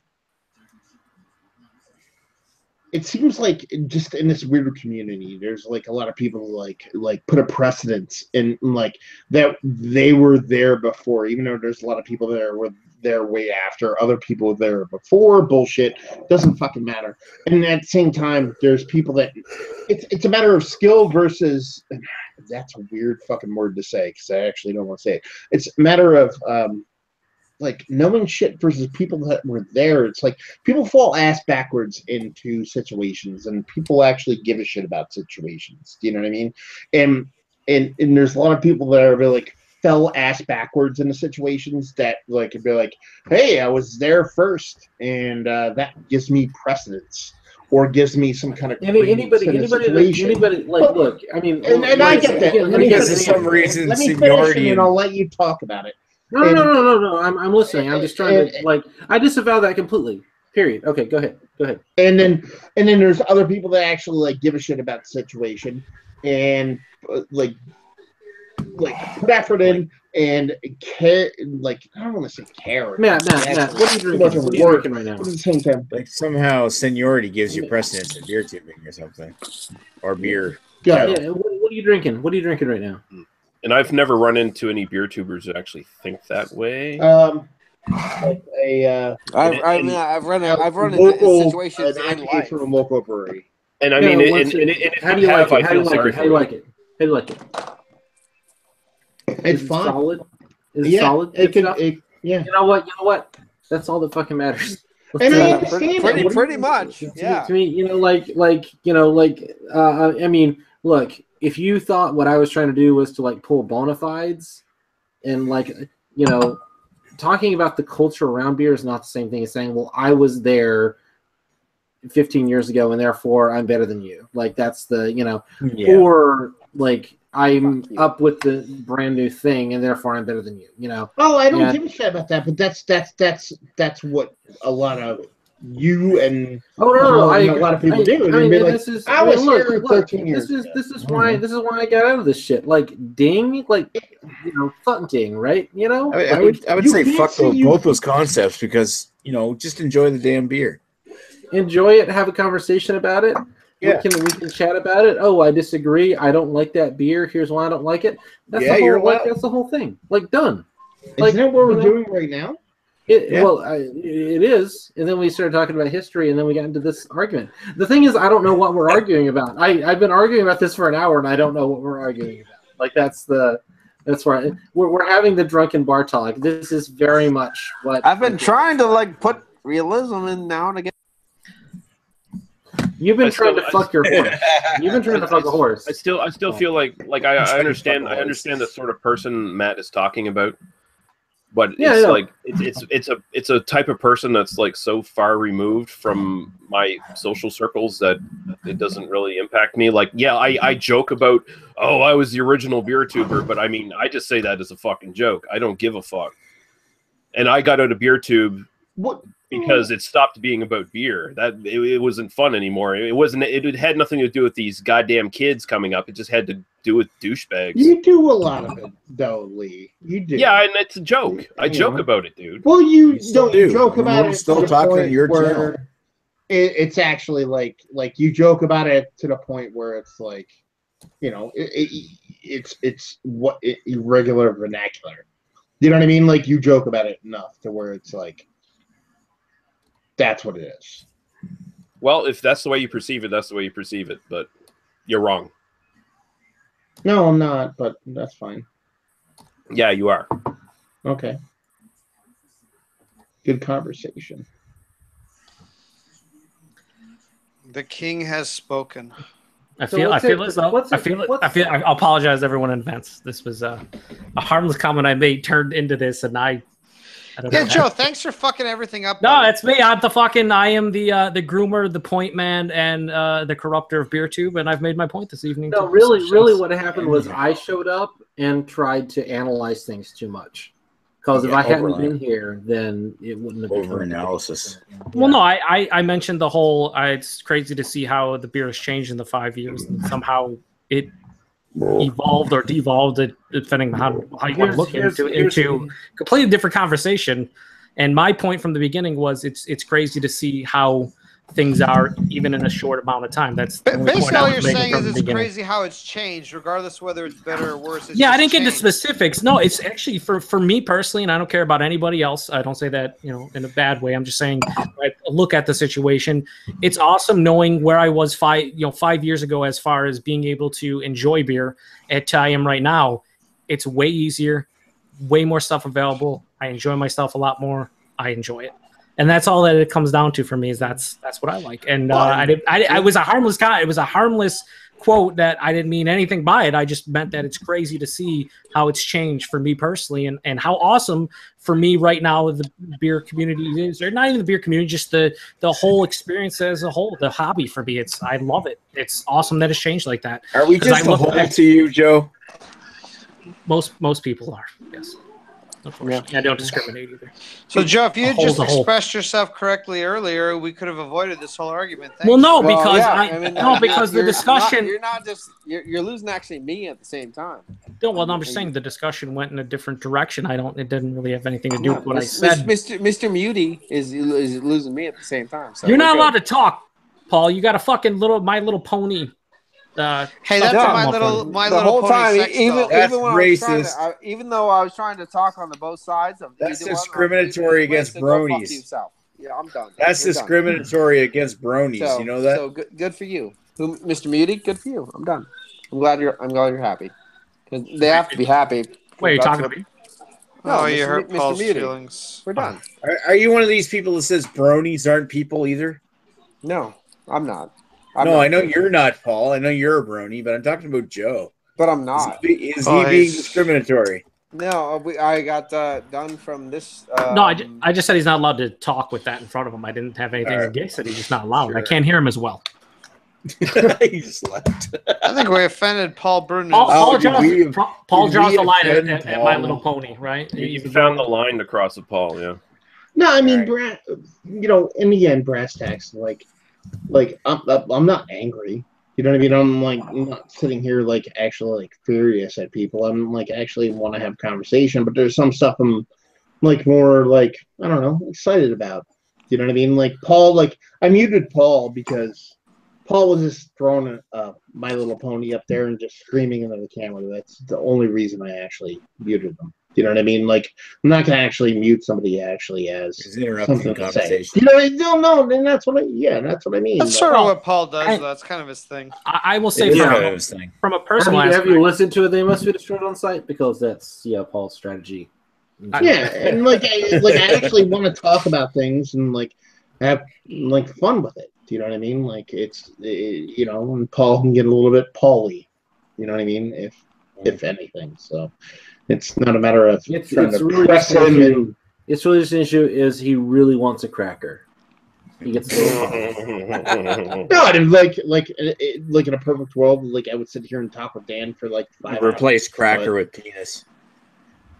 Whoa, Nick! Don't take it too far, buddy. Nick, I know you got a gimmick and all now, but you don't have to run it the entire time. And that's all it is. It's a gimmick. It's not real. Let's be clear. Don't let it take over your life. Yeah, right. Anyway, I gotta head out for the night. I'll talk to you guys later. Get the fuck out of here. You fuck yourself, Joe. He's losing too much blood from his dick. Nick, I love you too, but I love you from the waist up. Love you and fuck you, Joe. Okay. Later. Right on, Nick. Take it easy. Jeez, Nick. So you're not fucking anyone else? I'm trying to decide if I should have one more. I probably shouldn't. I've got to work in the morning, but I got to work in the morning too, and I'm probably gonna have another one. Yeah, the thing is, I don't have another normal beer. All I have is I could have another KBS. That's about all I. Do it, dude. Just do it. That's my problem. I always have to buy shitty beers before BDU. Yeah, I didn't. I'm not gonna waste one of my good beers. I did a 10-hour day today. Normally, I keep these Centennials in like 15 packs in the house, and I drank like 2 of those and a bourbon barrel quad. What's happened? like, what's Too hard? 11 and change? Well, the problem with the KBS is that it's got coffee in it, which means that I'm not gonna really sleep all that well. But I've been kind of dealing with that anyway. So like, Yeah. I mean, I could have. It'll be fine. I'll go to work. Like I've got a late day at work tomorrow. I did 10 hours today. I'll do like 8 hours tomorrow. I think the most logical thing is if you had a 750 of KBS, what if you opened it earlier? Right. That means you would have drank both of them. So just to open it, right. Sure. Well, I mean, the logic works. It's science. Yeah, the math works. It works out. It checks out. Yeah, no. The math works. Yeah. Oh, it's really just like I've been trying to drink less, and you guys are not encouraging me to do that. That's the problem. That's not really that's not what we're there to do. Now, don't act like you. No. I showed up here. I'm like, I'm gonna have one beer and like go to bed. It's gonna be right. Fun. Yeah, it's never gonna. How many times have you told yourself that when we do the podcast too? Usually, I come into the podcast knowing I'm gonna have like 5, so it's fine. I don't believe you. No, it's not. We have 2 during the podcast, and then we stay up for the 4 hours. And then we have the whiskey. Yeah, then we do. I could open a bottle. I've got what do I have? I have Basil Hayden. I've got some Basil Hayden in there. I can have that instead. Basil Hayden's good. Basil Hayden's good, but I don't need it. Like I'll taste it in the morning, and that's not a good feeling. Yeah, it's like being with a really dirty woman. It's just that feeling of like it was that one shot. It was not all the other alcohol I had. It was that one bit of Basil Hayden that made me feel like shit today. That was the answer. Yeah. Yeah. No, I'm totally gonna have another KBS. You guys gonna have to deal with me. It's gonna be great. I'm gonna drink it fast. I'm gonna go to bed. That's the plan. There you go. Here's the end of the bourbon barrel quad, which thoroughly disappointing. Thoroughly disappointing. I mean, still good, but not one of the best beers in the world. Like them's fighting words. Well, I mean, there's the question of palate change of what you remember a beer to be, and I'm sure that's a factor as well. But I remember this. And the thing is, I think that when they go to the small bottle with the cap, I think they the mass production means that you don't get the yeast, you don't get the complexity. It just loses a lot of that. I mean, when you hit a lot of those older craft beers too, like how many of them have you look at the Michael Jackson beer books that listed a lot of these sort of early craft beers and all the classic ones as well. How much of those first are still around?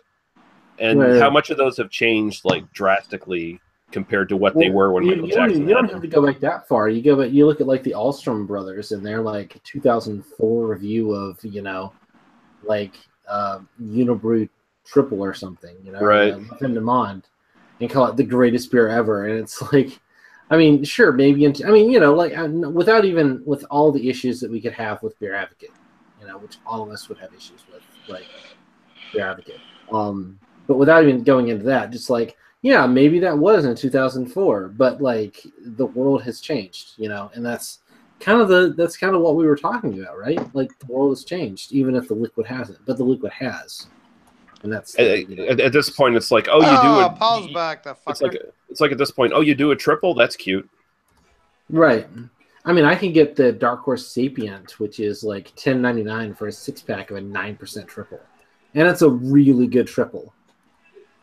Yeah, and that's just like that's Michigan for you. Isn't that amazing though? Isn't that amazing when you sit back and think about it? How awesome! It is. Oh, it's great. I mean, I'm not complaining about it. I mean, no, at all. It's just one of those like, Well, when you say that's Michigan, I mean that's kind of how it is in a lot of places now. Like where there's just so much good. It was Michigan in like 2010 when I moved here in 2009, something like that. I can't remember what year I moved to Michigan. That's where I have alcohol. That's on you. That's on you. That's on me. That's on me. That's my catchphrase. No, it's my catchphrase. I said to say it. I don't even know if it's really on you, but it is on me. It is on me. Okay. The fact that you had to explain that as your catchphrase to Daniel just suddenly made you super fucking lame, Joe. Just saying. Well, he doesn't know all the. No. It's like I don't follow. Like, what the fuck am I doing here? Why did you bring me on here, Lee? I don't. You asked to come on. Well, yeah, but you could have said no. I don't follow this world anymore. Nobody cares. Said no. What the fuck are you talking about? Lee is the actual corrupter of beer too. Just to be clear, Lee is the original corrupter of beer too. Probably. Yep. He is the groomer of all things evil within the community. Where I'm from, Lee calls them baldies. Jesus Christ. You've already stated that at some point. I know, but I just got to keep bringing that up. Do you guys know Mark Dredge? Mark Dredge. No. Yeah, he was a beer blogger I followed back in the day, and he did like a couple of videos on YouTube. And I saw his videos and went, I could do better, and that's why I got onto YouTube. And then like Chad found me. Oh yeah. And like we became, like, you know, friends or whatever. And, yeah. Acquaintances, I think, is the best way to put it with Chad. You know, I left him. We were in fairly good, you know, reasonable back and forth communication. Klizak is here. Klizak's in the Hizak. Continue, Daniel, and then we'll get to... It's been stated tonight that we hate all Detroit Red Wing fans. Sorry. Yeah, that's true. We only like Maple Leaf fans. No, they're worse. Those are actually worse than Red Wings fans. Continue on your missive about Arrested Development, boy. I mean, we've had conflicts, and he messaged me at one point. He was trying to get a job in a brewery and wanted advice for how to like approach it. I don't know. Like we disagreed politically. We disagreed personally on a couple of times, but like I don't feel good about like bashing him just because like he did sort of apologize and was just kind of he was kind of kind to me when we stopped talking. You know what I mean? And yeah, all right, that's fine. You know, I'm not gonna kind of get in his face for that. Whatever he's doing now, even if I don't really like it, in terms of like doing his, he's making himself happy, and that's what we're all doing, right? You know, like if he's fucking people over, then I don't like that, and I don't like his politics, and there's no need to get into that necessarily, unless you guys want to, in which case I can to some degree. No, that would be depressing. Absolutely not. Yeah, nobody wants to talk to me about politics because I'm too accurate and complete. Sex, yes, we can talk about sex all day long. We can talk about sex. I can talk about sex all day long. We bum together quite well. So how are you doing there, Chris? How was the? Hi, Chris, you piece of shit. How was the fucking Rhinos beer tasting thing? I don't know. I wasn't there. You weren't there? I was at a dart tournament for work. Oh, so you were actually having fun. A dart tournament for work. That's amazing. Yeah, for the United Way. It's a charity. It was a charity event for the United Way. So we did right on. And I sucked. But other than that, I'm here now, and I'm drinking a Big Rig Release the Hounds Black IPA. So you're continuing the suckage. Yeah. It does suckage. Pretty piney and hoppy for me, but whatever. What was the thing that you did? Like victims of being used by the blind bastards of Ontario? What was it? For the United Way? And I don't know. Fuck, they just sent money to the United Way. Good for them. So, yeah. How's everybody else today? Horrible. Pretty good. All right.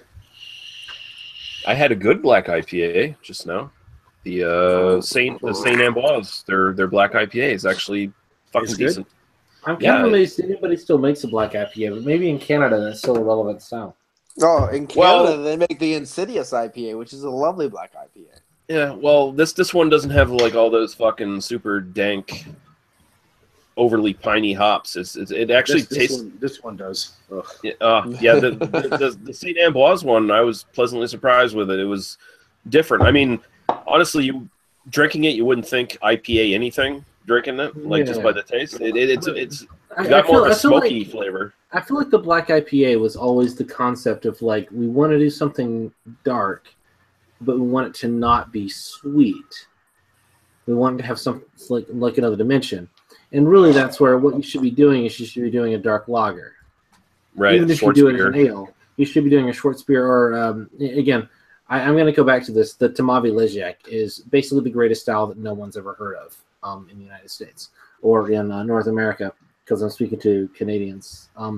But it's the Czech style dark lager, and that's basically dark lager. So it's like a pilsner, but with some dark malt, some either black patent or some roasted malt, and then like a shitload of sauce hops to give it like the kind of roasty, spicy character. And it's an amazing style, especially when you have it, nice cool evening, about 7 p.m. with like a nice, plate of goulash and a couple of glasses of Tamavi Ležák. It's pretty fucking amazing.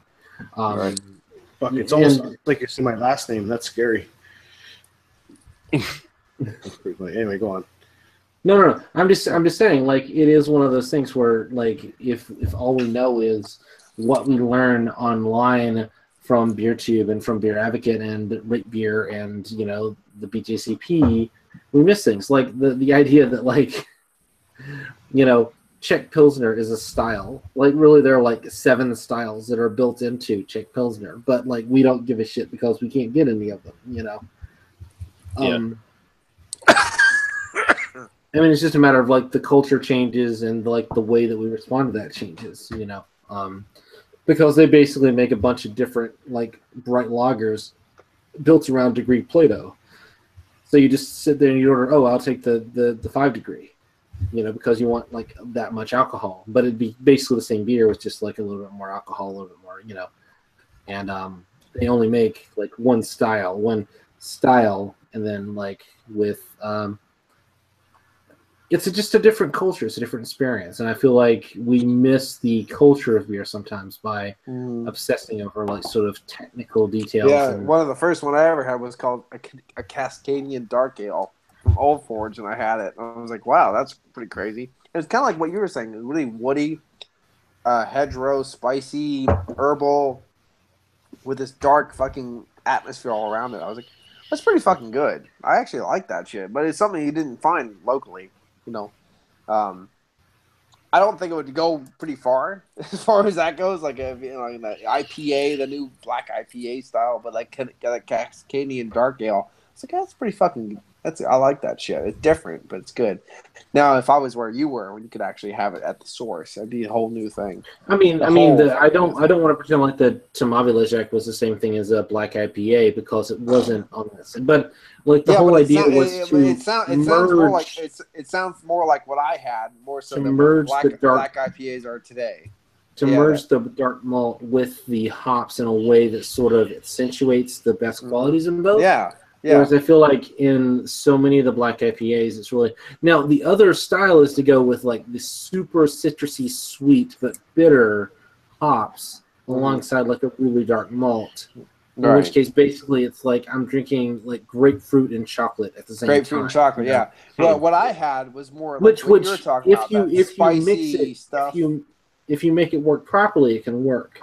But it's a delicate balancing act, right? Yeah, I'm just trying to bounce off what you had and be like, whoa, the things that you're talking about was the first time I ever had an IPA. It was called a Cascadian Dark Ale, but it wasn't super citrusy. It was that kind of spicy, aromatic, hedgerow kind of quality mixed with all that dark stuff. It was fucking fantastic.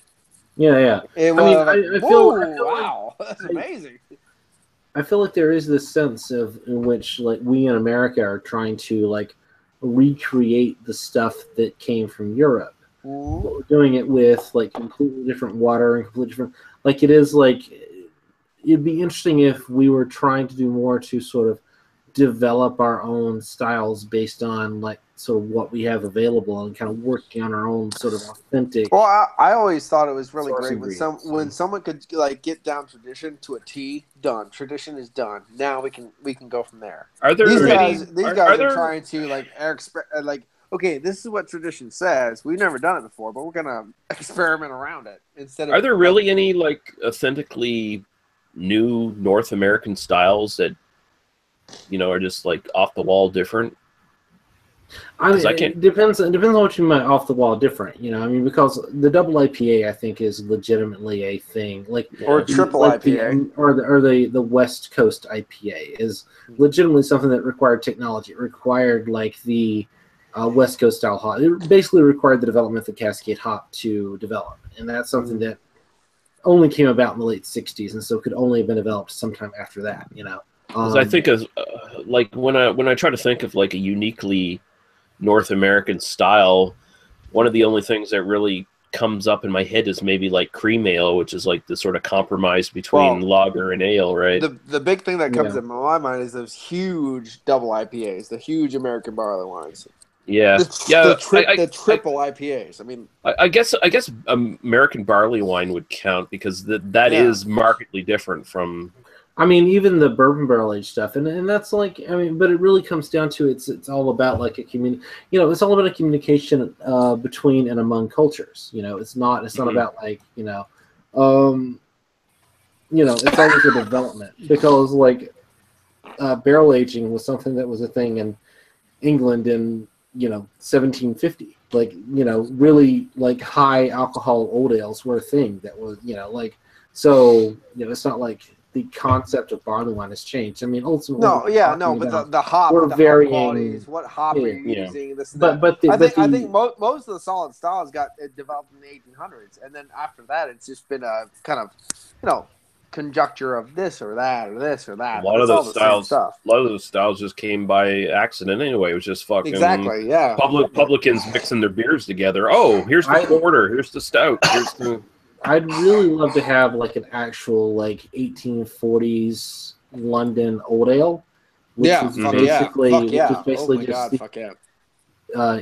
basically just kind of a funky, slightly high gravity pale ale. Can I interject really quick? This is us actually agreeing but not arguing. Matt, take a note. This is us agreeing but not arguing. Just letting you know. I've been having very nice conversations all night. It's been a great time. You're welcome. That's what I do. Yeah. But no, I think there's lots of different. That's not your catchphrase. Overall, I'm sorry. That's on you. They've been coming around because different hop styles, different this and this, but they're essentially the same style over and over again, or exemplified to an imperialized style. Well, it's not so much like developing the new hop was the big thing. It's the deliberate breeding of the high alpha acid hop that sort of changed the way that brewers make it, because the big breweries that kind of came about in the late 60s were developing these. I'm having an acid trip watching this motherfucker walk around. Bylog, stop it. Stop it, Bylog. That's me. I'm fucking with you. I'm having an acid trip. You gotta knock it off. Well, the biggest thing about you get to look at the dog. So they developed the high alpha acid as a way of like basically buying less hops for the same amount of bitterness. And then but then they developed hops like that. I mean, we already passed the idea of the pasteurization of beer, and then we can use hops to almost like fortify the idea of pasteurizing, making it clean, and you know what I mean. Like it has a big. It has a huge history. It's got a huge history. What I'm arguing is that the birth of the Cascade hop is a sea change. God damn you! I don't agree, and I love you, but I hate you and your face. You can hate me. You haven't seen my face. You've only seen my beard. That's the thing. No, I saw your Battle face. of the beards. Fucking asshole. Fuck you. I've seen your face. If you actually look, he kind of looks like a more disheveled Ewart. Yeah, he does. Yeah, I've seen him drunk. It works out. But I completely agree. Many with people you, have seen Daniel. me drunk. It's Daniel, I completely agree with you. Absolutely. Dan's beard is what Joe is striving for. Yeah. I'm going to get to the side comments here for a sec. God damn it, Lee! Get out of this bullshit. Bradshaw 212 said, you got to love a good debate going on. You're the OG of BeerTube. Your first review I saw was the Kraken. Master debater. But you inspired me to try Wild Turkey 101, which is his fave at the moment. Well, that's cool. I'm sorry, your taste is so low. Yeah. Basement Beer Review said, I'm a relative newbie. Matt, Lee, Joe, and others were always cool because no drama. I think this whole experience is about enjoying beer, and don't be a dick about it or an elitist about it either, or a racist. How did Matt get there? Yeah, Matt's pretty much a douchebag this time. Bradshaw 212 says, I take it all in good humor. Everyone may have debated, but I got tons of good laughs from it. Exultant entertainment. I missed it. There you go. Bradshaw says the Rhino is going through a midlife crisis. Good for him. I still enjoy his blogs. And Joe, if you say so, Daddy. Yeah, they're having a little conversation. I told him to shut his whole mouth, and I trademarked it. So, yeah, piece of shit. Fuck you. And Bradshaw asks Lee, when is your next review of 100 proof whiskey? I'm gonna send him one if he wants them. I got some up here. You can send me whiskeys. Yeah, I'm gonna be doing something this month. I don't know what I'm gonna pick yet. I was actually thinking about sending Lee a surprise package with about 10 whiskeys in it as a surprise package. Paul, we don't want you to hurt yourself. No thinking involved, please. No, I should ask the audience. I have them all ready for Lee's package. I'm thinking about it. I'm like, should I do this? Should I not? I don't know. Yeah, I don't know if no one's really ready. I don't know if Lee would appreciate that or not. Even Lee. Yeah. Wouldn't appreciate Lee, what? A surprise package and a surprise bite every time. Of 10 different whiskeys in the same package. I don't know if Lee would appreciate it. He got man, that'd be something I'd just be totally against, Paul. Exactly. You probably shouldn't do it. Yeah, I'm thinking I shouldn't do it. Bad idea. That's a terrible idea. Just like that. Just like that time it'd be Yort simulator. Don't be stupid. Don't be stupid. There's like a time a bunch of big busted women just randomly went to the room. You know, stupid. I mean, that time Ewart sent me all those sample bottles of awesome whiskeys. I told him to fuck right off. Yeah. Fuck you fucking fucker. It was embarrassing. So here's the.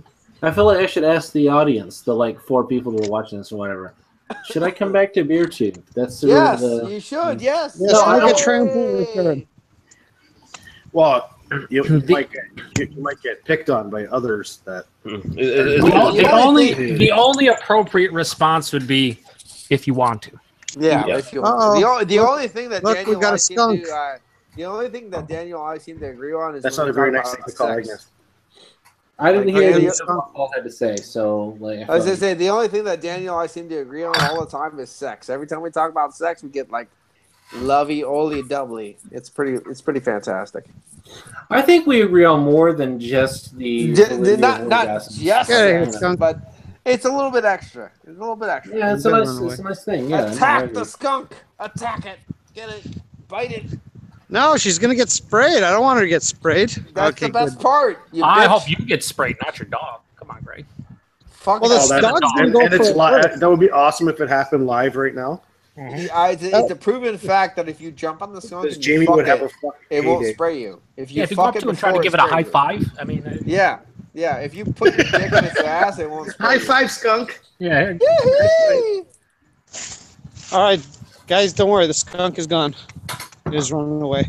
I hate Canada, by the way. I hate it. To be clear, none of us were worried. You seem to be very worried, though. Oh, no, God, there's a skunk. I don't know what to do. Holy shit, there's a skunk. I'm going to turn and run the other way, which you probably should have. Most answers I give I probably should have, but the Greg is killed. No, see, I'm used to the skunks in my mom. Raw. Listen, the skunks in my mom's neighborhood are friendly. Those skunks, they won't spray you, but these skunks here, they're aggressive. They'll go after you. You keep telling yourself whatever you need to, Greg. They'll skunk the shit. They'll spray the shit out of you. All right. You just haven't been. Only the females spray, by the way. So you have to go check. Okay. Go look underneath. That's only if you're doing a really good job. I tried to say if you fuck it first, they won't spray you. That's the rule. Are we still talking about skunks? Is the I question. don't. Yeah, no, I don't think that's how. Where did this conversation go? I thought we were talking about female ejaculation. I love female ejaculation. I'd drink a gallon of that. I don't even think. I think. Thanks for having me. I gotta. No, I'm just. Too many non-segue segues just happened in about a 3-second period. The Sigu. Then we're done. The Sigu. I'll tell you what. I've been on YouTube for quite a while, and the most I don't know, awkward moment was as Daniel and Lee, Ned Daniel and Chris, fucking Matt being a complete douchebag. That was pretty rough. That was a rough time. I was like, okay, Daniel's usually the guy that makes me a little awkward with his talking, and we talk back and forth. This time, Matt is the guy being a complete douchebag. Okay, I know it's a little awkward when you agree with Daniel, eh? Yeah, it's Daniel's here, and I'm like, usually, actually, the funny thing is, usually Daniel and I are pretty much back and forth the whole time. But this time, I'm totally on Daniel's back, going, okay, when we get done talking, can we talk about fucking again? And he's like, keeps on talking. I'm like, it's pretty rough, man. It's pretty rough. Sounds like you and Matt had something to hash out there that you should probably hash out. We gotta hash out something. I'll tell you what. I still want Daniel. Because I was hearing like actual shots being taken there. Not by me. Not by me. Was I an asshole? No. Not by me. I wasn't taking shots. Not by me. Like I heard. Well, no, I don't. Like I understand. I'm not in this community. I'm just kind of hanging out. I heard some pretty nasty shots going my way though. After I just want to be an asshole. I'm not gonna say who said it, but I dropped out, and some pretty nasty shots got, poured through me. That's what I'm saying, Paul. There was some shots going fired. towards you. Shots fired. I don't know what that was all about. I don't know. Just put it on my back at this point. It's just all on me because that's apparently my role in the community. It's all I am the corrupter. I am the corrupter. All I gotta say is Paulie did not like it. Paulie did not like it. Well, I'm gonna have to actually go back and watch it because I like I said, I started the entire conversation with something which I thought was very harmless, which was just kind of how it has changed for in the last 5 years. Just like and my point was just availability of beers and the sheer awesomeness of being which is a fact. It's a fact though. It's a fact. I think really the realistic answer is he was arguing something. He had a bone to pick that none of us was really arguing. What was he arguing about? Give me the quick synopsis here. My feeling is he was. I drank too much today. I think there was a bit of that too, which I think all of us need to just sort of kind of grant a little bit of a pass to, because I think we've all been in that situation. I know for a fact I have, but all I want is Daniel to tell me about Matt how he wants to pull my hair when he fucks me. That's all I want to hear. I will, Paul. I will fuck you from behind in the ass, and I will grab your hair. And believe me, I will take your hair in my hand. He didn't say he had to do. He didn't say he had to do it in the ass. He's perfectly happy taking it in the pee hole. I mean, Daniel wanted to hear from the audience, all three people watching, and Jamie, Basement Beer Review, simply says, Daniel should make videos where he talks about specific beer tube timelines in the exact moment beer tube changed.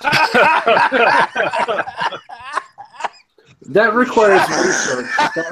That requires research. I'm not like... And Matt could be his co-host. I tell you what, Daniel, we should just do a hangout where you and I talk about how better BeerTube was back when we were doing it and how it all sucks now.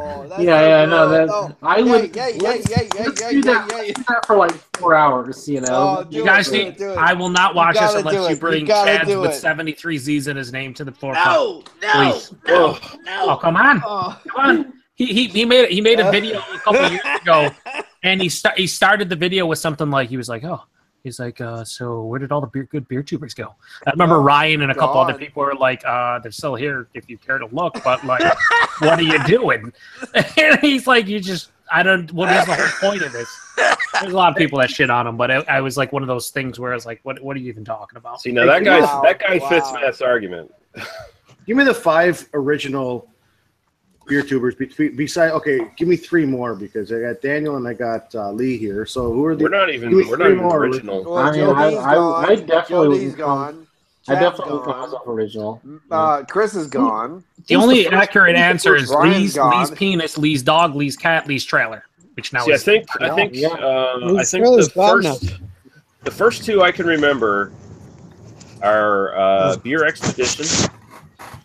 Yeah. Dude from California, and what's that dude from Atlanta? What's Mark the dude Sanderson, from... the Mark. beer bike and barbecue. Yeah, that guy. Right. And Joe D was the OG, OG. Yeah. Look at that smoke, bro. Yeah, he was. The first guy I saw was this British expat in Canada. So Chad's not ready. Zach Avery. No, it wasn't Zach Avery. No, it was a British. No. I'm not saying I'm saying Zach Avery. Zach Avery did do it for a while, yeah. But I mean, there was this British expat living in Canada who. His name was Ashley, I believe. I can't remember the fucking name. Oh, I remember that guy. Yeah. Yeah, and then who is that Canadian racist who Jordan? No, utterly racist. I mean, there was this guy who Jay Terrio. Oh, he's American. Sorry, he's Louisianan. He's Louisianan. Nicely done. I like that. Yeah. Kareem Mays.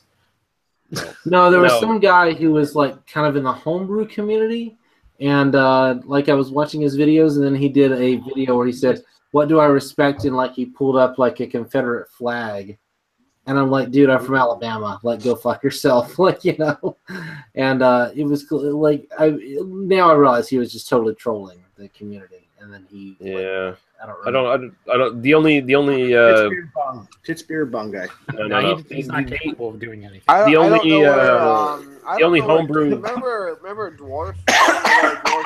Dwarf is from America, though. I thought. King Cobra. Dwarf. Yeah, Dwarf. He's from America. The only Canadian homebrew guy I can think of is Craig too, but I don't remember. I got a Canadian. I don't think it was somewhere in my house. Somewhere, I don't know where. It's somewhere. The one of 3 albinos on BeerTube. He had a fairly high level of production, for the time. I know who you're talking about. I don't remember the name. I remember brought up a couple times, and actually the albino rhino mentioned him a few times, and I checked out his channel. But I know who you're talking about. I don't remember the name. Yeah, he was this guy. The guy who looked like Chad. Yeah, that guy. Yeah, fucking albino. Take some advice. Take some advice. Take some advice. That's him. Yes. Jesus. Yes. My God, we're old men. Okay. Yeah, take some advice was a. Does he still have his channel up? Because I'm going. He totally does. Totally does. As far as I'm concerned, by the name of that, Chad didn't take some advice because he's still a fat albino pig. But take some advice had a history of starting a channel and then ending it in a hail of anti-Semitic racist rants.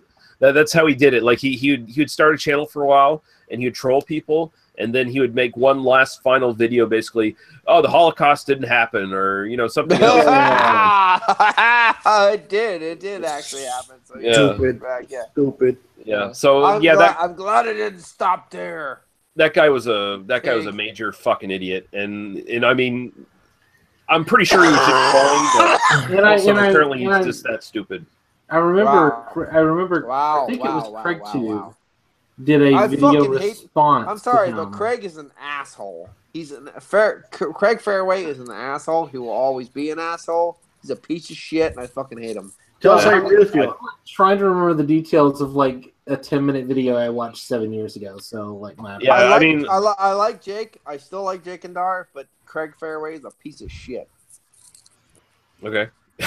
Man, I don't know him. I can't speak on any of these people. I know Chad knows him. I know Chad knows him a bit better. Because all albinos know one another, right, Lee? That's right. I'm being that much of a bigot. Yeah. No. But yeah, Craig did do a video response to take some advice. So did PEI Homebrewer. They had some. I remember somebody, because there was some challenge of brewing. Yeah. A dark version of some IP, like a dark Two-Hearted or something. I figured out the formula to do a dark beer that tastes just like Two-Hearted, but it has dark malt. and that's because I've like mastered the technical challenge or something. You know, Blah blah blah blah blah like, blah. I remember blah, that blah. being like a thing that was happening for a while, and it may not have been too hard, but you know the point I'm trying to make. But I understand what you're trying to say. Yeah. And then I remember like whoever it was what responded is like, oh yeah, take some advice. He left YouTube because he's a fucking racist. But yeah, I'd still be interested in trying your homebrew recipe if you have it. So if you don't want to, like he was trying to still like get the, like he was still curious. Yeah. If he could like get the shit. Which I like. I respect that. Like I'm like I'd be interested. So what you're trying to say, he's not a very good commenter. He needs to understand tact. Okay, I'm trying to get this fucking. I mean, information from a douche's pig, but I'm not trying to call him a douche's pig. Well, I'm trying to get the information out of him. You might be Mingala, but I might be interested in the science you're producing. Oh, yeah, there might be positive results. Honestly, I would love. I would be fucking Joseph Mangala's right hand man. I have no problem with that. I would like, you're getting me some knowledge? No problem. Whatever you want to say. Okay, yep. You want to be the right-hand man of Joseph Mangala, i.e., I want to masturbate a man while he is torturing Jewish twins. Absolutely. No problem. Not a problem. I'm sure there's a Italian exploitation movie somewhere that happens. I want this. Yeah, that sounds very faulty to me. Yeah. It sounds faulty to me, yeah. But actually, it sounds more Jess Franco to me. Actually, besides the comic point of what you're saying is, okay, if I entertain a piece of shit, I'll get what I want out of this. Okay, fuck you, bye. Same thing. Okay, yeah. Okay, I got what I want. Fuck you. You know what I mean? I'll have don't worry. I'll have the allies kill you later. Fuck you. And I'll take all the information and blah blah blah or whatever. It's the same thing. You want to milk this person for a little bit of knowledge, whatever. Same thing. I get it. And honestly, if I could get this amazing IPA, actually, the thing that you were talking about from Czech Republic is still making my mouth water right now. The idea of that whole very spicy. Basically, imagine like an actual Czech Pilsner, but with dark malt. Yeah, I'm still watering. My mouth is watering as soon as you said that. I was like, I was working on developing a recipe for a while. I really need that right now. Yeah, no, I'm gonna like if somebody gave me like $100,000 to start a brewery, it would be a straight up lager brewery, and I would make all the amazing. What if I magically got that and I gave it to you? Would you give me that plus sex? Oh, someone won the lottery. Powerball lottery. You come in contact $100,000. I don't know if I gave you $100,000. would it include sex or not sex? I don't know. So here's the thing. I'm not a prostitute, so I wouldn't have sex with you for the money, but I might have sex with you anyway. Yeah, just for fun, just for enjoyment. Yeah. Paul, I know you're not used to not paying for it, but I mean, it happens occasionally. And Paul, why do you have to feel like you have to put a price tag on yourself? You're worth it. Worth it. Well, and here's the thing: $100,000. Like, I'm worth way more than that, motherfucker. Like, believe me. There you go. Wow, you're killing me. The shrewd capitalist Daniel comes out. Oh, yeah, I'm only a capitalist we were friends, man. And I don't. You don't even. it's only my hands. That's it. Yeah, that's fine. That's all I need. Here's a great comment. Bradshaw says, Daniel is a redneck, but I'm looking forward to your review of Pappy Van Winkle. I'm more of a fucking redneck than Daniel is. If somebody will send me a bottle of Pappy Van Winkle, I will review it. That's where I'm going to still interject. I'm more of a redneck than Daniel is. Jesus Christ. And basically, beer review says, I must say, Daniel is fucking unflappable. Take shit from whoever and remains likable and unfazed. Must be the beard. Kudos. Did you say unflappable? Unflappable. Yeah. I like Daniel. What are you, Nick up in here now, fucking Chris? Shut the fuck up. Oh, I don't. I'm unflappable and unflappable. Daniel, Daniel, we've had a couple moments. We haven't seen eye to eye all the time, but I really like Daniel. He's really good. Paul and I are friends. We get along. we disagree, but like ultimately, you can respect one another's opinions, like normal people should do. You guys are both douchebags, just in different ways. Yeah, it's like some people. If you ever hear some of us talk, you think we would be completely disrespecting everybody. I really like Daniel. I think he's great. That's why I think we really get along kind of pretty well. We have different ideas, but when we about how I feel, I have to pluck and play Ringmaster Tees. I don't even like what Paul's saying right now. Like it's just I want to vomit everywhere. At the end just of stop. the day, though, we could really piss each other off, but I still like Daniel. I really do. All right, so we heard you the first 8 times. Now shut your mouth. Okay, well, yeah.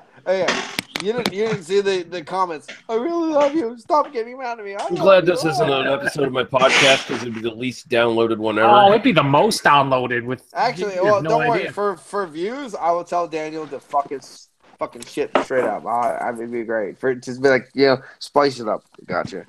Fuck you, Daniel. You piece of shit. Yeah, don't worry. Because I think Lee is like Vince McMahon. He's like one of those motherfuckers. He has everything under control, and he spices up when he needs to. He's a little Vince. And one of these days, Paul, I'm going to come up to you and I'm going to go, "You're fired." I mean, thank God. Yeah, pretty much. Jesus, thank God.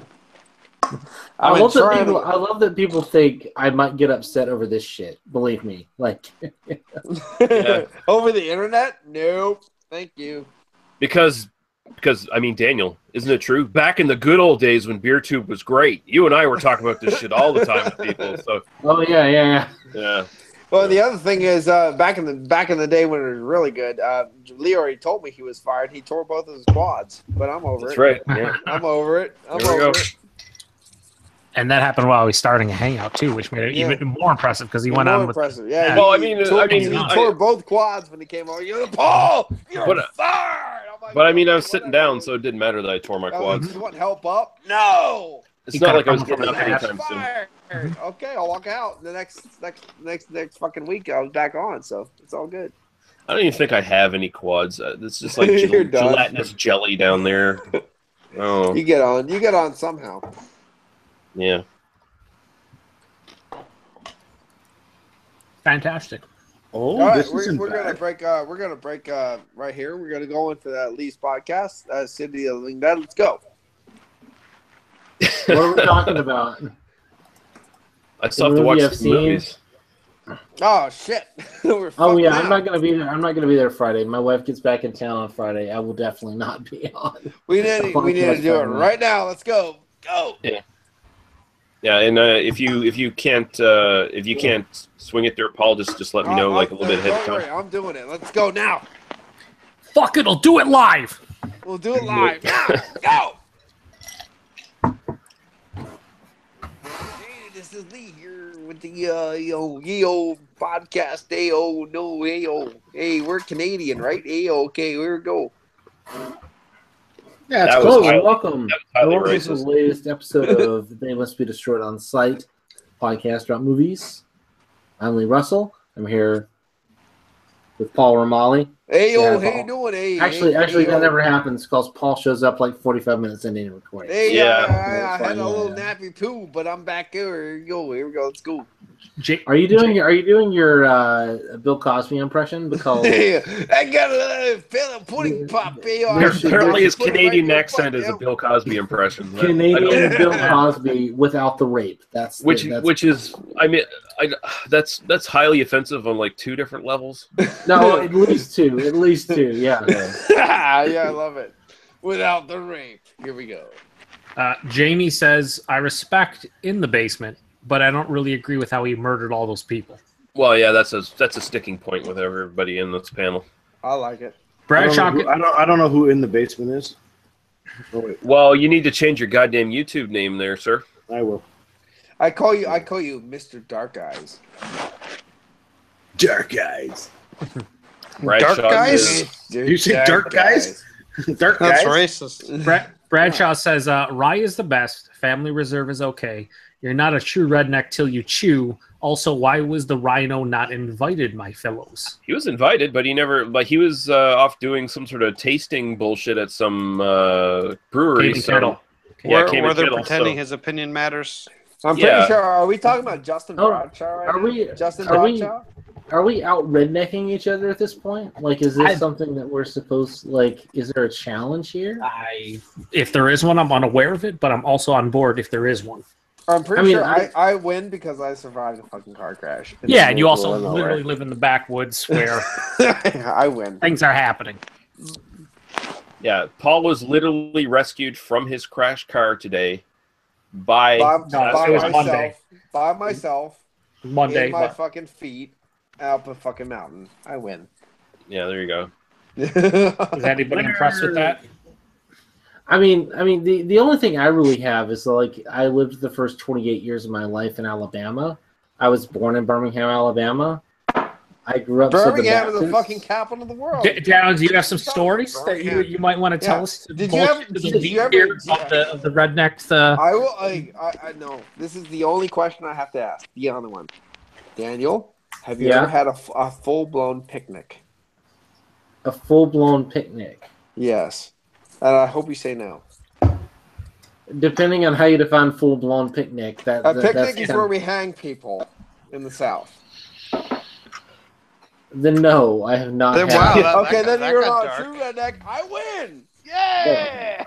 I'm not sure. Not sure. I win. Yay is the way to go about that.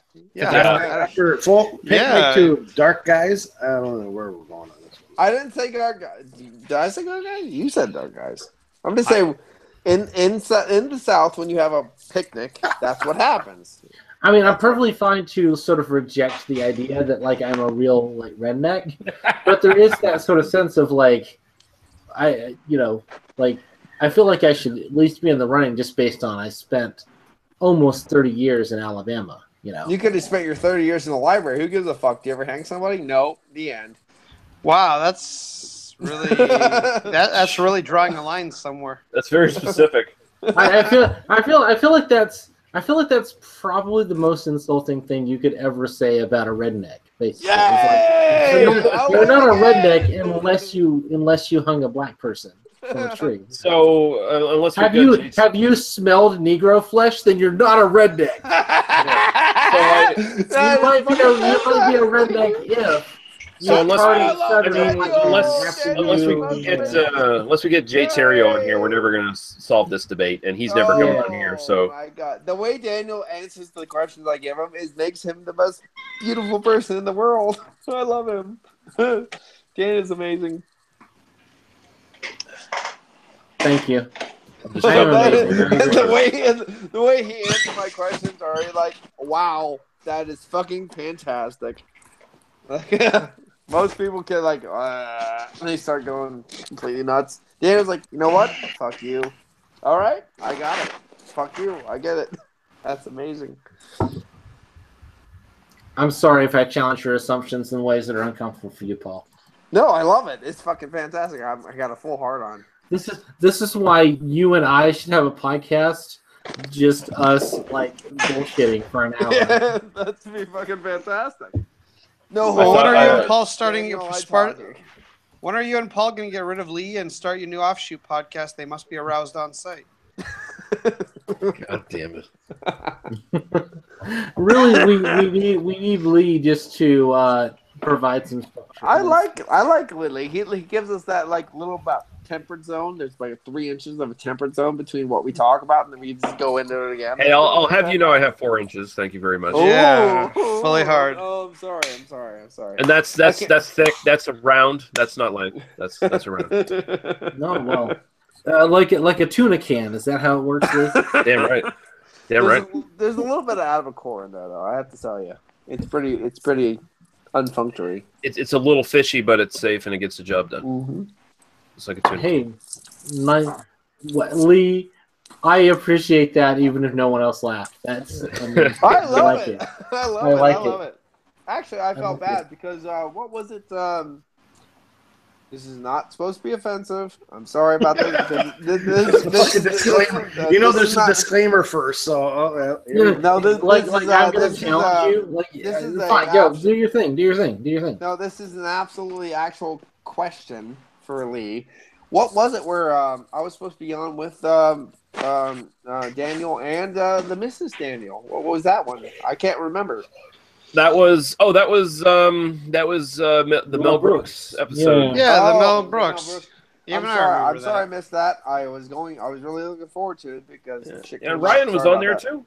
Yeah, I like Ryan. I love Ryan. So yeah, sorry about that, guys.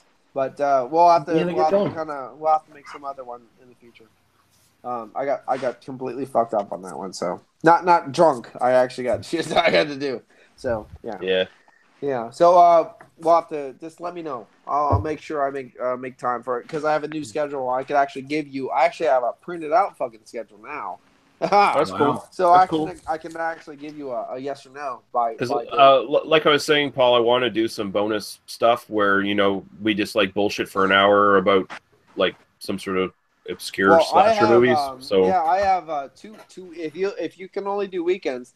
I guaranteed have 2 weekends per month I can do shit. So if you can't get with Daniel and his girl or Ryan or whatever, or the actually that girl from City of the Dead podcast, that would seem really cool. She's not really on anymore. Yeah, she's not.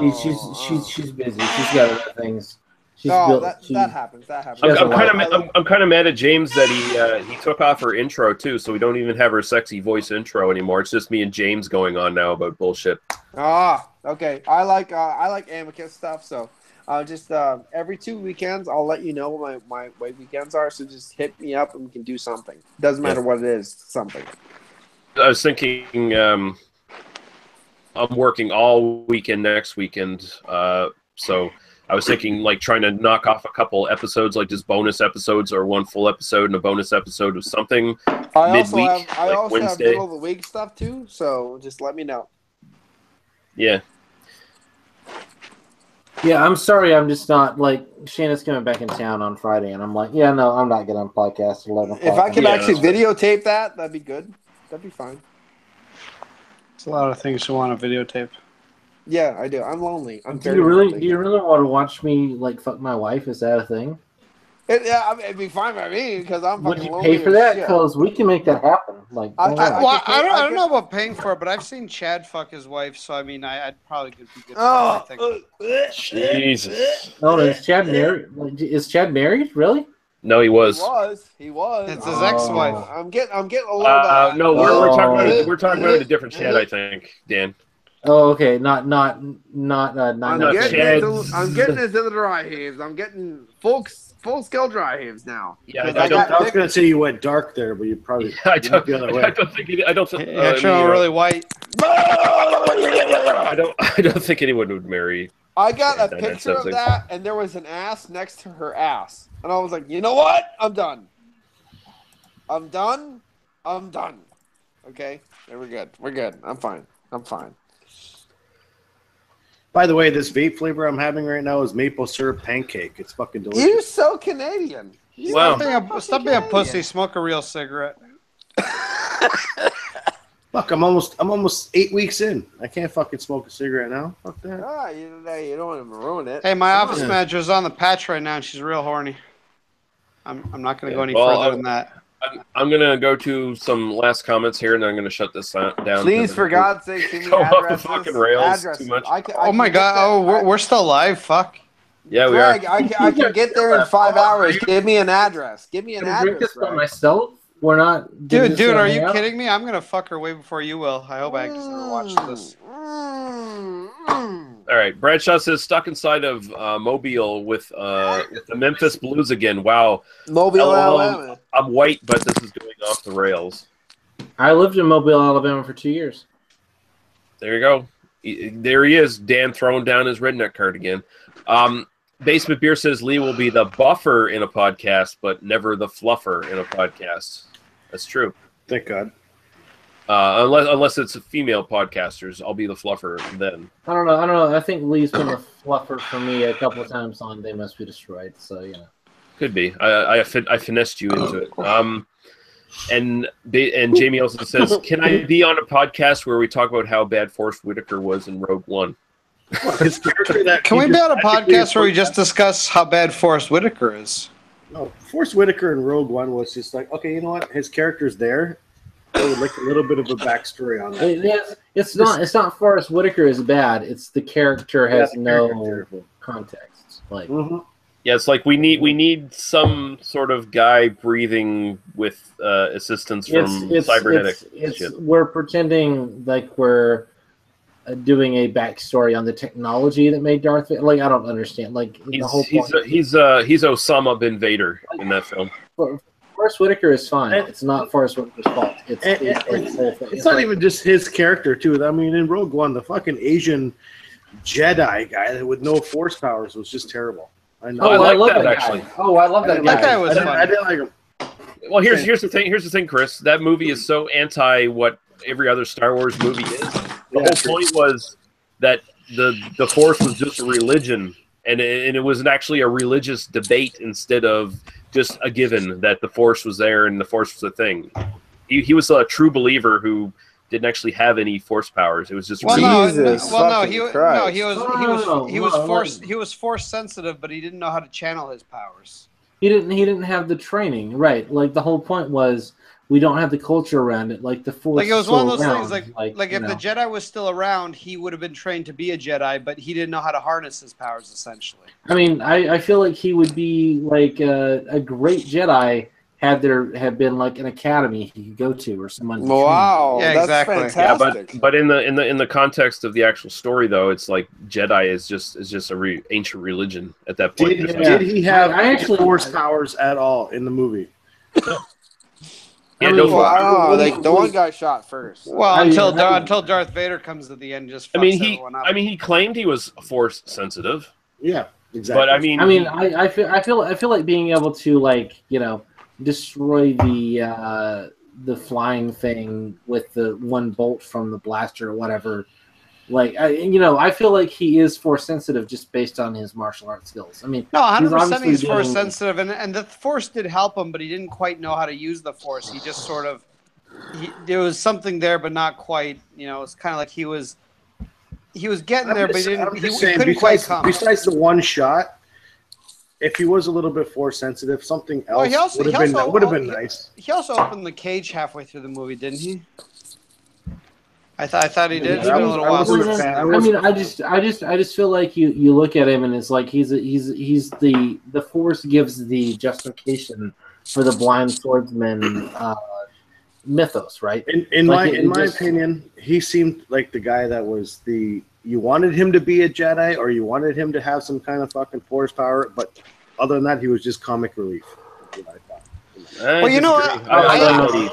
That's my favorite character. Honestly, he's the reason I went back to see that movie twice. He was a good character. You know what? I think the best thing that movie did, spoilers for anyone who hasn't seen it, you got 3, 2, 1, now spoilers, is everyone dies at the end of the movie. And I think that was fantastic because you don't have any lingering plot threads. You don't worry about how we all knew that was knew it was supposed to happen, and it did, which was good. Well, but if any of them survived, you'd be like, okay, well, how are they going to show up in the next movies? I still don't know what the fuck you guys are talking about. As a cameo. Oh, okay. Well, I can see it. It's Rogue One. It's this thing called Star Wars. Paul, have you heard of that? I've never seen a single Star Wars film ever. Well, then you know what? You need to stop watching My Little Pony and watch one of those films. Star Wars movie. One of those films was made in the 70s. So so that's acceptable. Yeah, they're like one of those Return of the Jedi or Empire Strikes Back, or something like that. One of those. But I mean, to be fair, Paul, it ain't no goddamn Star Crash. So yeah. It's no Orville. There's no Carolyn Monroe in skimpy outfits. So the thing is, if Paul watches the first movie, he's gonna keep asking like, I wonder what happens to this Darth Vader fella and this Luke fella. What's gonna happen? But the other movies are made in the 80s. I can't watch it. Is Luke gonna hook up with that hot Leia chick? Yeah, they're brother and sister, so you can't. So you know. Yeah. Well, somebody's watched Return of the Jedi. He's a closet Star Wars fan. He's just not good. Oh yeah, Paul's watched take this offline. He's actually got a hardcover Truce of Bakura on his. I've never ever watched the Star Wars film, but you guys keep on fucking talking about it, so I guess I know what's going on. Oh God! The only thing I wonder is, has Paul killed as many people as Chris Peters? No, nobody has killed as many people. I've never killed as many, but I've ate as many. We really need to reopen the investigation of all those women Chris Peters killed. Well.